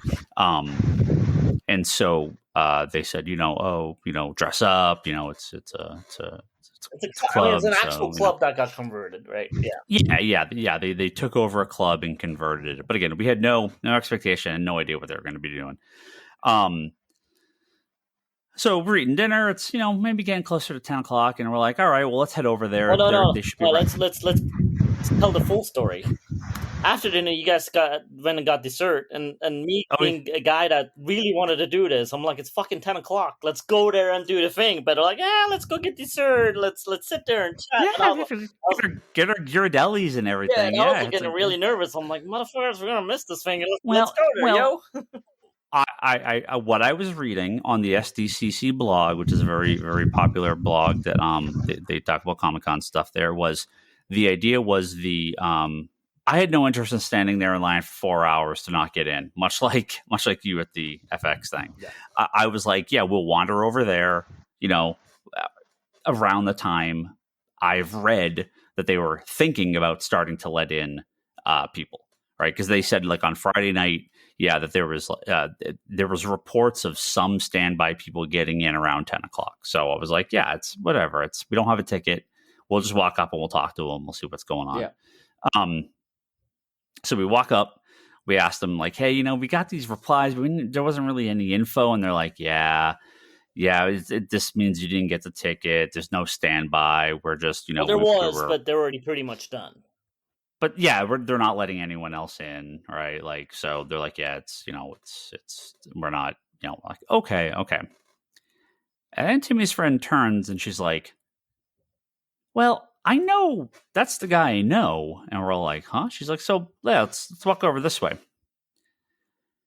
Little did we know that she was the key to one of the coolest things you've ever done at Comic-Con. So apparently she had mentioned to Timmy that she knew someone that was working there. So they're all actors, right? Because it's, they're right. Like they have people like kind of pretending to be these roles, like in Disneyland or whatever. Right. And Timmy had no idea what she was talking about. What she was talking about and the Iceberg Lounge were the same thing. So we walk up. And we're looking at, they have like a car outside. Well, she kept calling it Club Penguin. Timmy kept thinking it was a video game. It's like the Disney Club Penguin thing or something like that. So we're standing there and we're kind of like looking around and Laura, she's talking to the bouncer, and we're like doing whatever, and we're taking photos, and like, okay, well, this obviously isn't anything. And then he's just like, yeah, how many? 7? Yeah, okay, you're good. You just got to like sign this little waiver thing. We were preparing that in case it was like only 2 of them or half of us, that we're like, okay, some of us have to just go and accept it. Like we were preparing mentally, and like I was like, okay, maybe he'll let okay, maybe they're gonna sneak Timmy and her in. Yeah, fine. And like the rest of us go home, right? Yeah. It's just no expectations. We had no idea. Yep. All of a sudden, welcome to the Iceberg Lounge. Except insert in the middle of that, when he goes up to the hostess to put our name on the clipboard, she goes, how many? And he says, I hear him mumble something, and then the hostess goes, 7? What? Hey, man. Thank you from the bottom of my heart for everybody that was involved in that. Yeah. Because this is one of the coolest things I've ever done in my life. It was very cool. This was not the bear, Toby. No, this was not the bear. No. This they converted over the entire nightclub. Well, let's just say this. After having the day with the bear, this more than made up for it. Yeah.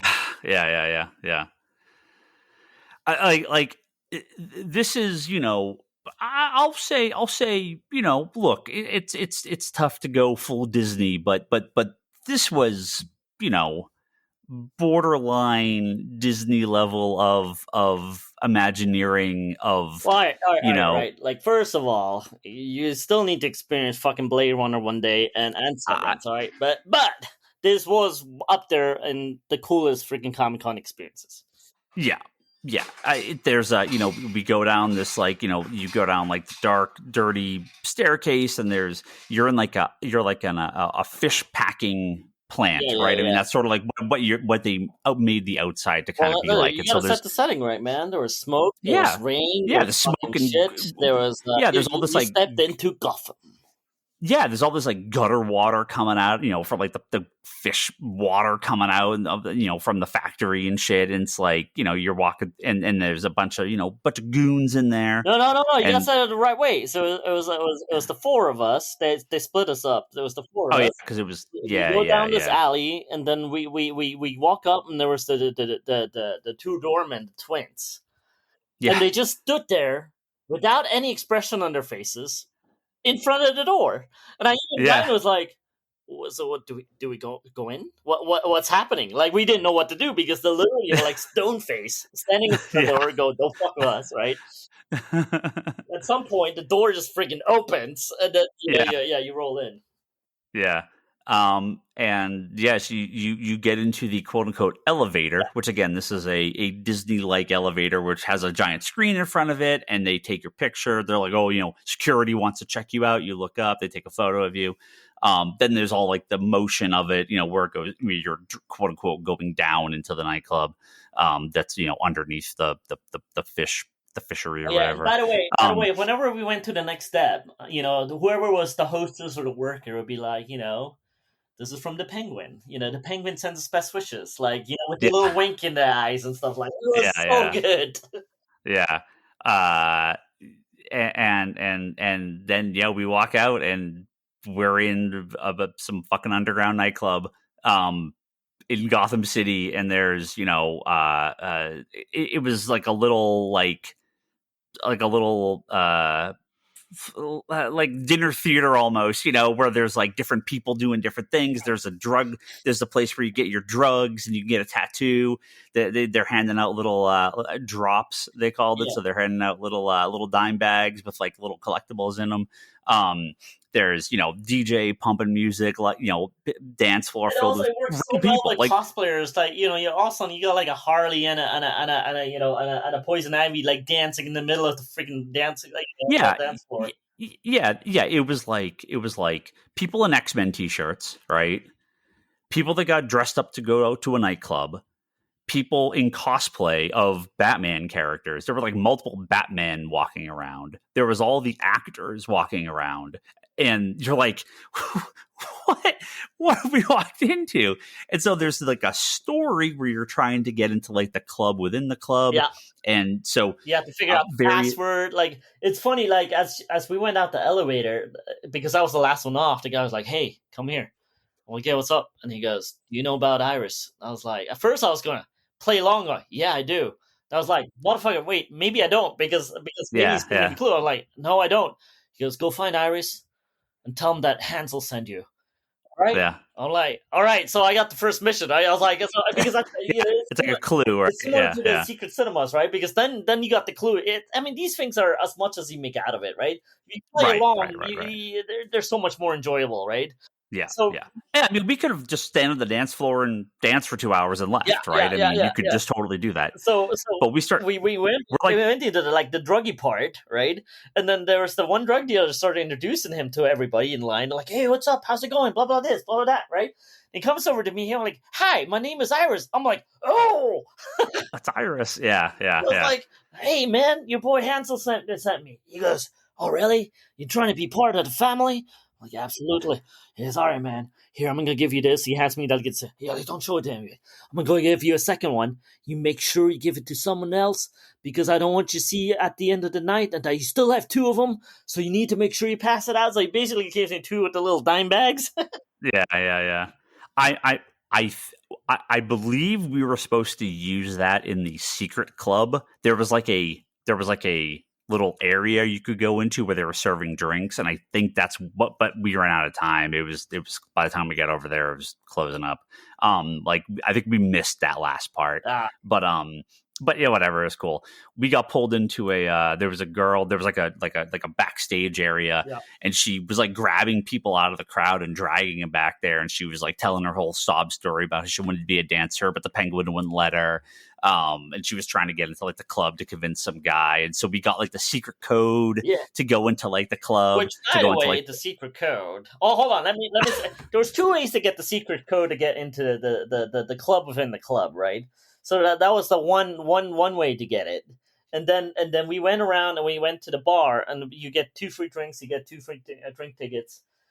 The other way was to get a clean napkin. You have to like order the drink and get a clean napkin, right? And Ryan did it. Ryan was like, "Yeah, I've been told to ask for a clean napkin." And he goes, "I'm going to ask for it." Like, "You got it?" He goes, "Yeah."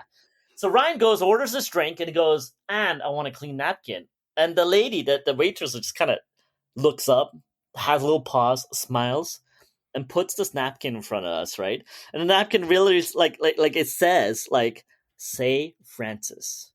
Yeah, it's like the code is on the napkin. Yeah. And then to Ryan's joy, it is. Yeah, my middle name is Francis. So we walk up, and they eventually they kind of like are moving stuff around, and they clear the room for more people could line up to go to like the secret club. And I'm like, I walk up to the bouncer, these 2 giant bouncers standing at the door, and I'm like, "Yeah, I've been told I need to show you something." And the guy kind of looks at me, and I pull out my driver's license, and I point to my middle name with the driver's license, and he hits his earpiece, and he's like, "Yeah, Francis is here." "Yeah, no, I think it's just a weird coincidence." "Yeah, okay, we'll let him in." and then they open the door. We all get to go into the speakeasy, where they were taking photos and more drinks and. Oh yeah, and we all got tattoos. We forgot about that. We all got all gangster tattoos. We pledge our allegiance to the penguin.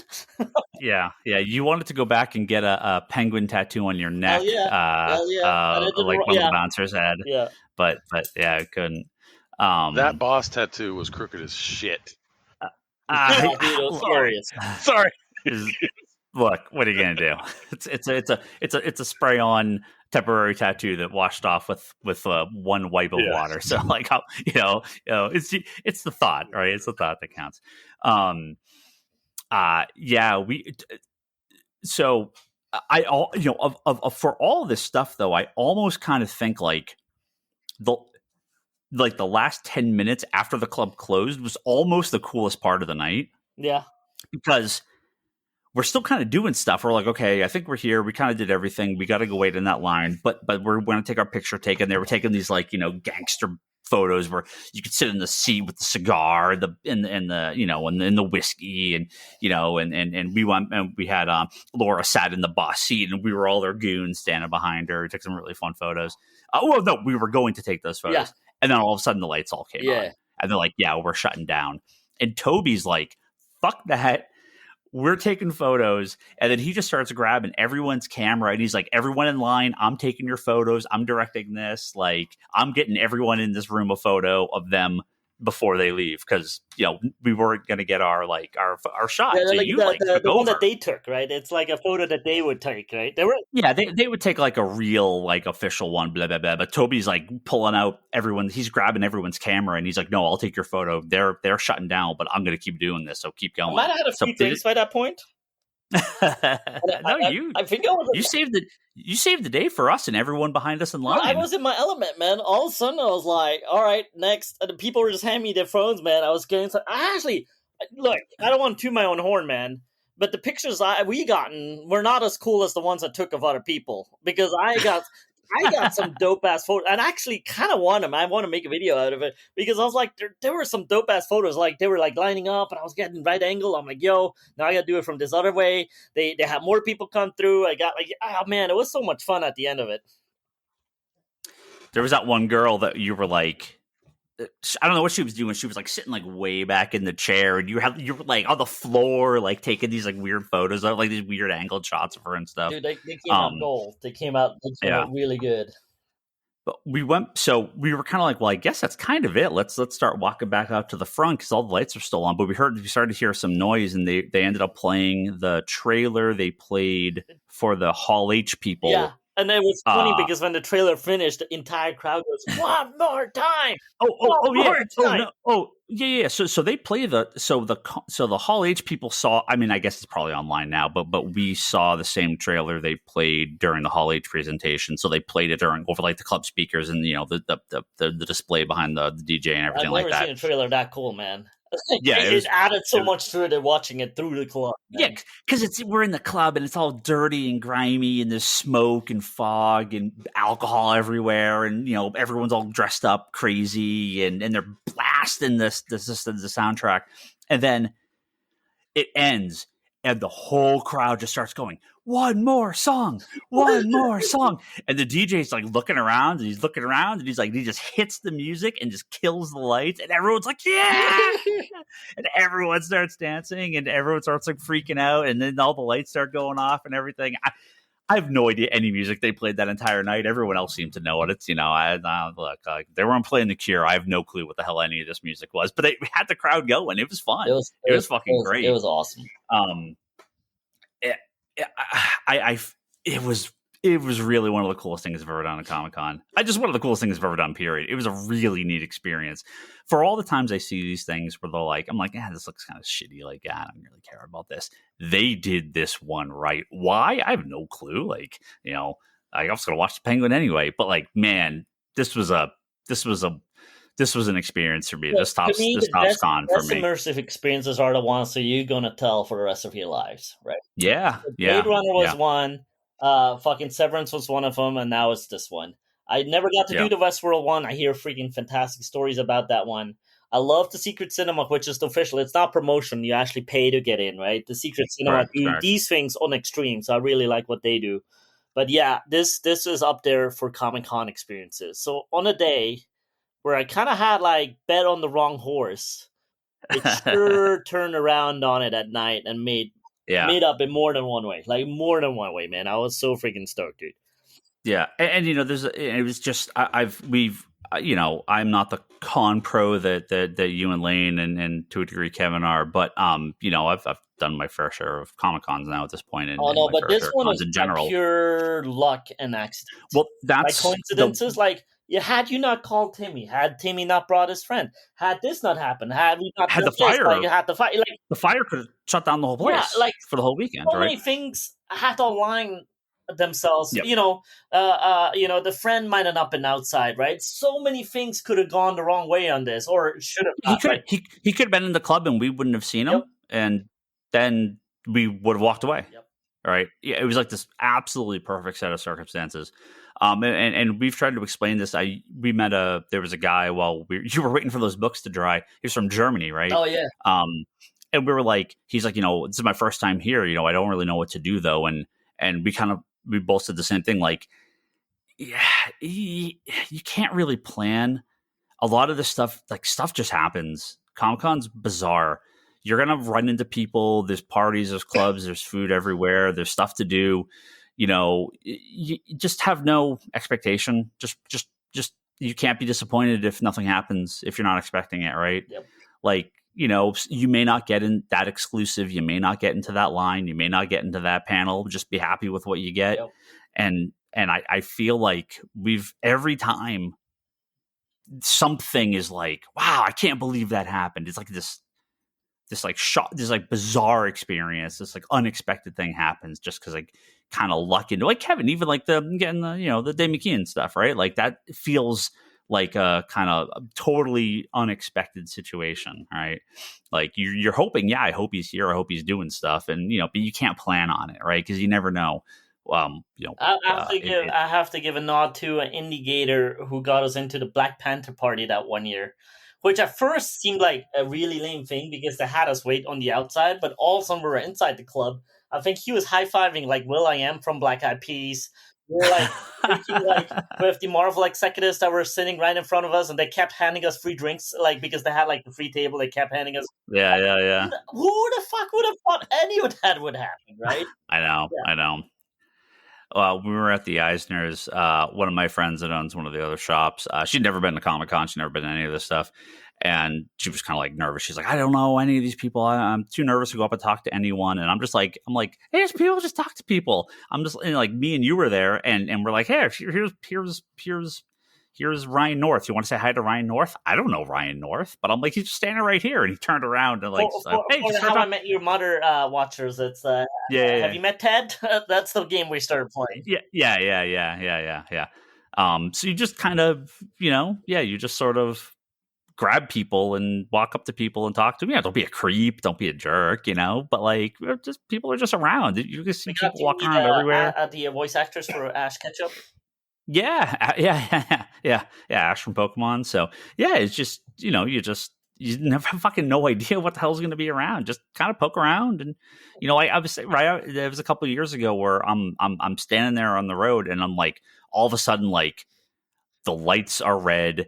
There's like police cars, like 6 massive black SUVs go rolling by right to Hall H, and I'm like, oh yeah, the Avengers panel is happening very soon, or the Marvel panel is happening very soon. Cool, the entire cast of the Avengers just drove right past me, right? Yeah. Like my buddy Nate went to a 7-Eleven and ran into Lo Pan from Big Trouble in Little China, like buying a sandwich. Like I went around the corner once, going from one bar to another one, and someone bumped me. We really like fell, right? That's how much we bumped each other. I look up and it's freaking Andy Serkis, right? It's one of those things like, oh shit. Oh, like he goes, I'm sorry. Yeah. Like, it's cool, man. Hey, can I grab a picture? He goes, yes, but hurry up. Like in the Andy Serkis voice, like it kind of almost Smeagol-like. I was like, oh shit. Yeah. So, that's funny. Yeah, you just don't know, man. Yeah. I mean, even just when we were trying to circle around for the Peanuts line, like all of a sudden Mike Choi, like the artist X23, like his shoulder goes, what's up, man? And he starts conversing with us, and I introduced him to you, and he started asking Kickstarter questions, man. Like unplanned, right? Unplanned, completely out of the blue. Yeah. Mike Choi did art for X23. He was excited that the costume he designed is in the movie. Spoiler. Yeah. So he was stoked about that. So these are the Comic-Con moments that are the unexpected ones are I think the best ones that are will stay. I mean, yeah. Yeah, it is just such a bizarre. I mean, I feel like. Again, I've been to WonderCon, I've been to other cons, I've been to small stuff and bigger stuff. I'd love to go to New York one day. But yeah, Comic-Con just feels like it's just such a weird, you just have no idea, Yeah. You have no idea what's around the corner because it's such a mass mix. And when we were down, like when you're down in the Gaslamp, which is like the downtown area, right? I took video because I wanted to bring it back to my buddy Gordon. Because it's so hard to explain the mix of people on a Saturday and a Friday night at Comic-Con? It's the biggest nerds with boxes of Funko Pops. It is like homeless people, like full on, like gangbangers, like prostitutes, all the girls going out to the club, like fucking like every random San Diego surfer dude's out. All the guys watching the Padres game. I was watching the Red Sox and Yankees. They were all watching the Padres games. All the sports guys are out. It's the weirdest mix. Weirdest. You got a random turtle dressed up standing next to you. You got like a pro on the other side, and you got Beetlejuice. Yeah, we're sitting there eating, and like Beetlejuice just walks right by, and he's like, "Hey, how's it going?"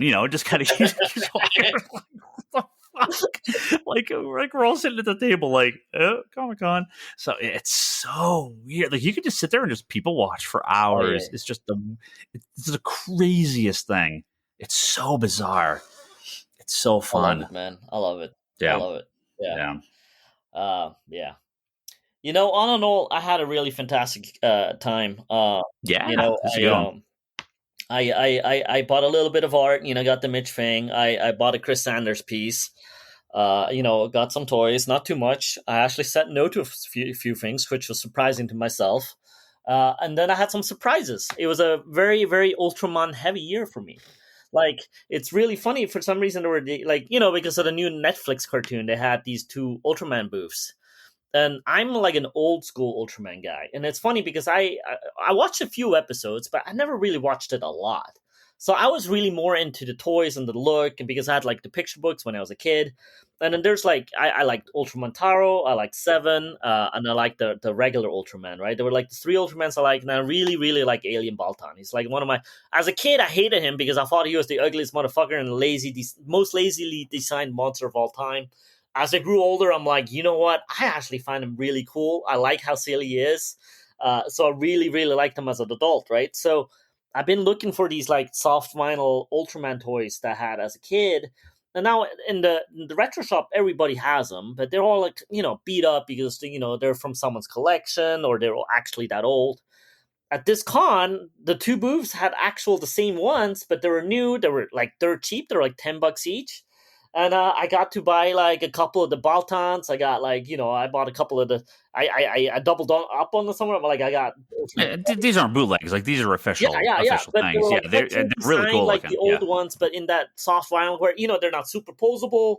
They're just like they have like this one pose that like it's kind of But I was like, man, these were this is like 60s and 70s. This is like a lot of the Japanese figures were made like this. All the soft vinyl figures. Yeah. They're and some of those old ones are worth a fortune. And then for me, it's not about the worth. Like I just wanted these figures because I've been missing them, right? I've been, So the fact I was able to buy them, dude, I was grinning so hard on the way back to the hotel.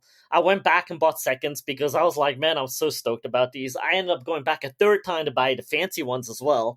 So and then I bought a T-shirt. I bought a Blu-ray that's like has all the Alien Baltan episode collected onto like a Blu-ray set that had like a couple movies, had like all the episodes. It was like $10, like something weird like that. Like I was like had like an Art Adams cover, which I didn't even notice. Laying in the hotel was like, this is Art Adams, and I looked at the thing. I'm like, holy shit, it is Art Adams, right? And then I got like a random Alien Baltan coin. I got a T-shirt. So it was like unplanned.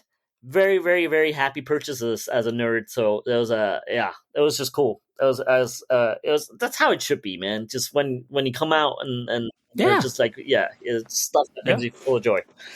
Yeah. I was not expecting to pre-order the Brian Boland art gallery edition hardcover book, but oops, oh well. I guess I spent a couple $100 more. So yeah. I just cover so you guys can go do this stuff. Hey, I got you your stuff. I got you. 1 year I'll go. Well, 1 year. Lane had a really funny story that he shared with me back at the hotel, and it's a glorious story, and it's this about the guy in line. Yeah. I've been waiting to hear this. We're gonna wrap it up after this. I do want to hear this story though. So. Yeah, I'll do it at the end. Go okay, Lane, I want to hear the story. I haven't heard this one yet. You promised to save it for the podcast.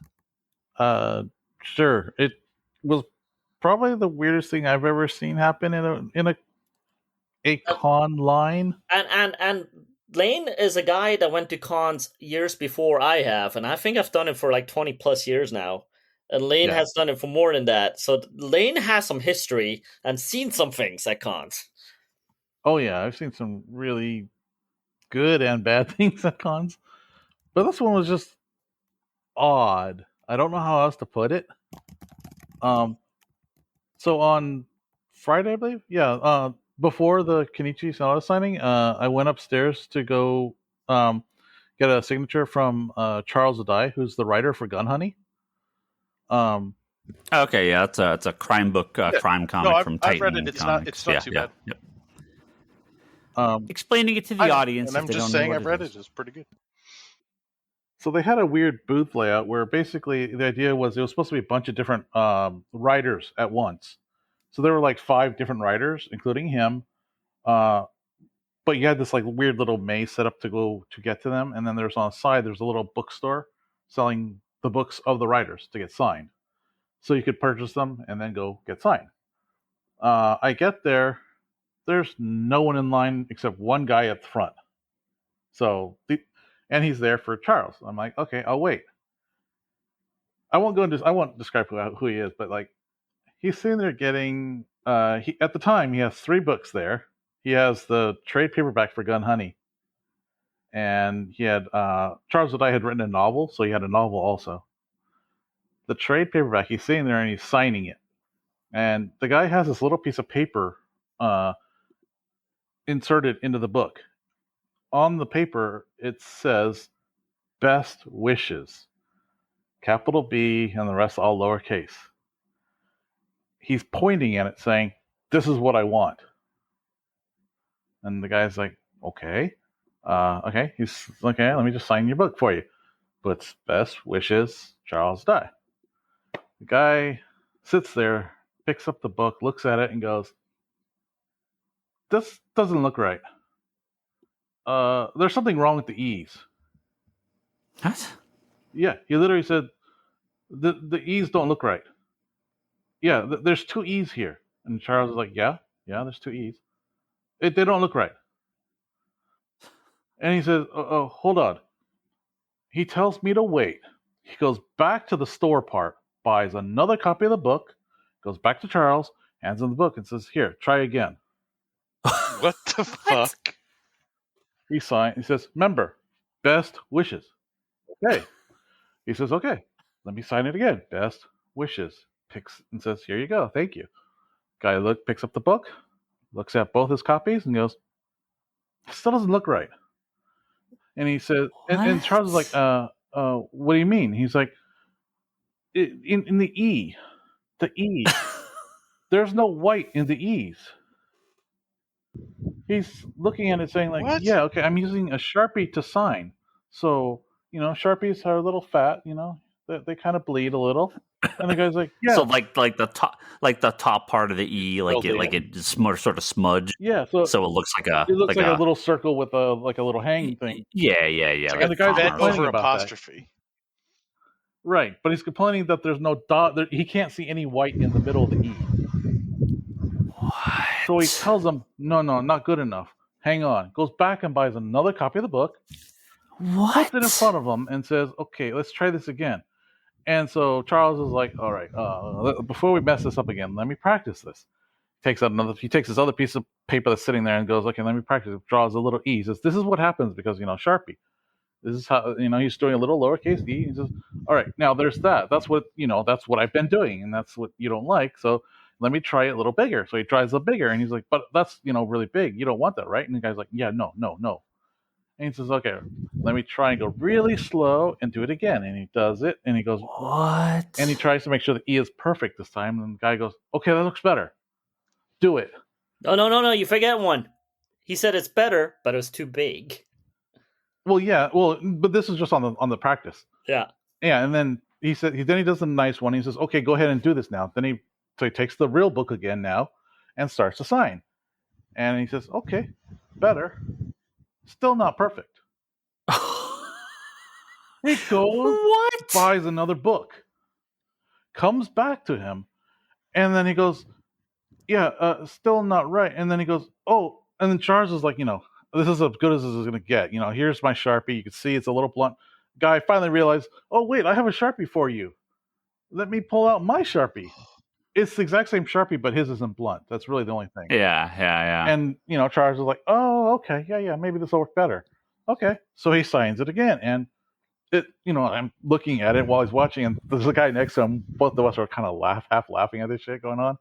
And he does it again. He writes E and looks good. And the guy's like, oh, okay, much better. And then he's Does like, he go buy a fucking kind of wishy-washy, and he's like wishy-washy, still standing there, and all three of us are looking at each other like, is this guy gonna finally move on? And he goes, hang on, let me try one more time. It's okay. Oh my God. And he's like, he looks at Charles and goes, it's okay, I have money. And we're like, what does that mean? And so he goes back to pick up another book, and at that point, Charles is like, all right, just give me. So I'm standing there. There's no one else in line. He's like, just give me your books. I'm gonna start signing while this guy's waiting, because this whole time the guy's making me wait. Yeah. Each time he goes to buy the book, and it takes him a while because he has to run the credit card. Right. So this fine, he's like, all right, let me start signing. He starts signing my books. The guy comes back and he goes, all right, let me do this really carefully, really slowly. He re-signs the book. Best wishes. And the guy's still sitting there, and he gets it, and he's looking at it for a minute. He's angling it and everything. And Charles is like, look, dude, this is, he says it much nicer, but he's like, this is probably as good as it get. This is Sharpie, because he's signing on the inside page, not the cover. So, it's going to bleed a little bit because of the paper. And finally, the guy's kind of like, all right, okay. And kind of calms down. And then he goes, okay, I'll accept that, kind of. Then he says, okay, but now here's the other book to sign, the novel. Fuck! So he says, okay, sign this the same way. And so Charles does sign it. But of course, the problem here, it's a novelization, right? So it's on that newsprint paper on the inside. Right. Stop. It's gonna bleed right through. It bleeds straight away. And the guy looks at it and goes, oh no, bad again. And goes and buys another copy again. He's like, hang on. And at this point, there's a line now of people. Yeah. Five people have shown up behind us. And he's trying to buy another copy of the book. And Charles is just like, all right, let me just hurry up, sign your stuff so you can get out of here. Wow. That is crazy. Hey, man, to his credit, he was buying all them books, though. To his credit, he bought them all. Yeah, he paid for every single copy. At the end of the time, I packed up all my stuff, and he was still waiting on the second book to be signed. And yeah, he easily had 8 copies of the book in his bag, and he was happy. And he's like, it's okay. And even the guy next to him, there's a writer next to him joking. He's like, well, you can always just sell the other books because because the autograph was free. They weren't charging for the autographs. Yeah. So at least you can make your money back. And he was just trying to joke, and there's no laugh whatsoever. Wow. You need this guy to be a Meanwhile fan, so he could come and have a sign, and if you're not happy, and buy every copy that you still got. I mean, we all know the. Now we're going to open the questions to the audience and the worst of the people that go to con, and I include ourselves into that group. But yeah. Just the worst people on earth come up and start blabbing incoherently about stuff. But at least they can kind of shut that down. This is you're a little different. He's trapped there. Yeah, and with actually, this guy. Just as a funny, nothing is funny about this lane. On Sunday, when I was kind of ready to leave, I'm just doing my final rounds, right? And I'm walking by the comic sketch art booth, and who do I see? No. Standing in front of Frank Cho. Fuck. See, I feel like Frank Cho wouldn't take that shit. I don't know, but he was sitting there in front of Frank Cho, and I just walked by and I kind of mumbled "good luck" and just kept walking. Jesus, wow! I feel like after the second one, he would be like, "Nah, dude." Yeah, I don't think Cho would. Well, I don't know. I mean, once again, the guy is buying every book he redo. I guess. I mean, Cho's books aren't cheap, so if you're going to pay $50 for each copy, go for it. Again, I have to give this dude credit for actually being. Yeah. Like, he just bought every book. Hey, man, I was like, if you got the money to do that. Yeah. He didn't complain about the fact that he had those so-called bad copies. He just, let's go again. Yeah. Now imagine a customer in your store like that, Ryan. I know. He deals with me all the time. Ryan, this copy's not perfect. Let me go through the hundreds of copies in the back. Again, it's like the 3 strikes. I'll give you the first one. Oh yeah, okay, no, that's fine. We're gonna do it. Second one, you're like, okay. Third time, you're like, no, I'm out. Yeah, I'm done. Exactly. Nope. No more. Nope. Sorry. This went into 8th. This is like 8th inning or the 18th inning. that is okay. I had no idea what to expect. That is actually probably crazier than anything I would have imagined. That is. I just want to go up to what's the guy's name again? The writer, Charles. I just want to go. Have you fixed your E's? I just want to say, have you fixed your E's? And just be like, see if he. That's wild. I mean, it's I wonder what would happen if he was in a line where, like in the Tom King Mitch line where we got blown for buying actually our pieces.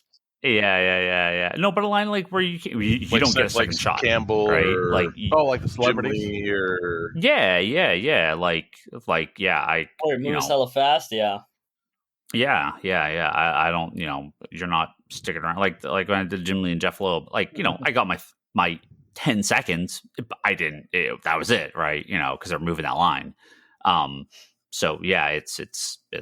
Yeah, Jim. Sorry, you didn't do the E right in your own fucking name. Yeah. Yeah, that's bizarre. That's bizarre. Oh well, I'm glad he got the book the way he wanted, but that's I don't even know what to think about that. All right. Well, that's a sure is a thing to go out on. Comic-Con. Yes. It's fun times. We survived another year. Maybe. I fucking beat still. No.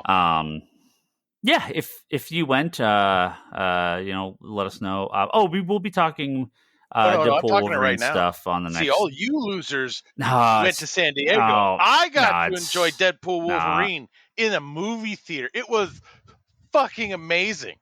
Like, holy crap! I'm going on it Thursday. Was I had died and gone to comic book movie heaven. It was fantastic. Yeah, next episode we'll do Deadpool Wolverine and then catch up on a bunch of the news. Yeah, no. I mean, reviews have been great. Box office has been fantastic. So yeah, I might go Thursday watch it morning again, and most of the people I've talked to who've watched it want to go again. So yeah, no, I'm excited. I'm glad it's getting such good reviews. It seems like it really. It's amazing what happens when you let creative people make something when they put like their heart and soul into it and actually care about something. I don't even want to talk about the Hall H stuff, the Marvel presentation, because we'll go on for 4 more hours on this podcast. We'll roll it into next week or next. They did the casting for the Uncanny X-Men, so it's all good. Well, now we'll be pretty clear free of spoilers for the next episode, and then we'll see what gets announced between now and then. Yeah, we'll have a lot more to say about more all the Comic-Con news. But that was our wonderful con report for San Diego Comic-Con 2024. 2.5-hour podcast. What's wrong with us? Yeah, it's getting there. It happens occasionally. We have stuff to say this week.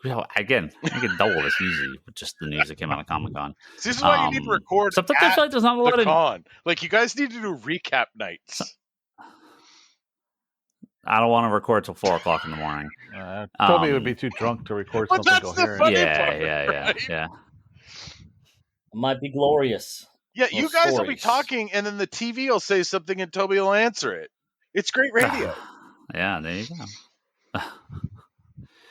Well, we are going to wrap up now. We'll be back soon to talk more about a bunch of the news and other things from Comic-Con. We got a lot to say. And Deadpool Wolverine, again, I think we'll all have seen it by the time I hope we've all seen it by the time of our next episode. Thank you to our top-tier Patreon backers, Edward at geekyvillain.com, Joe Duff, Kelsey May, Craig Anderson at the Executive Evolution Podcast, and Jimmy Rivera at the Social Forum Podcast. You can catch all our previous episodes at comicconspiracypodcast.com, which I did redo, so it is not like it used to be, but it is, and it functions. It's fine. The podcast is on there if you want to listen to it. Patreon.com/comicconspiracy, and kick us a couple bucks on there to help support the podcast, help pay for hosting, gives these guys some money for doing the podcast with me. I always appreciate all the support there. You can go to comicsconspiracy.biz, where you can purchase all sorts of comics, graphic novels, mail order and pick up at the shop. So all sorts of cool stuff on there. And our anthology, Meanwhile, anthology.com. You can it's what the book Toby was getting signed, all of us, as well as some really great creators worked on that for our 30th anniversary at the shop last year. So if you haven't bought a copy, you can get it at the shop, on our website, or at meanwhileanthology.com. Links to other places to buy it.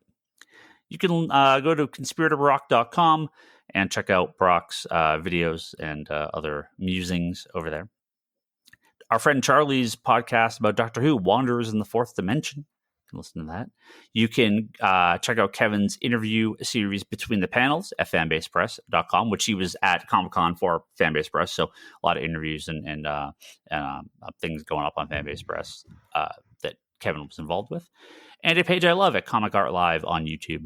And do not forget my wife Leanne, her website leannehill.com, with her art on there, and you can buy prints at etsy.com/shop/LeanneHillArt, or just search for Leanne Hill on Etsy. She's doing some interview of the vampire themed ones. Her artwork on there.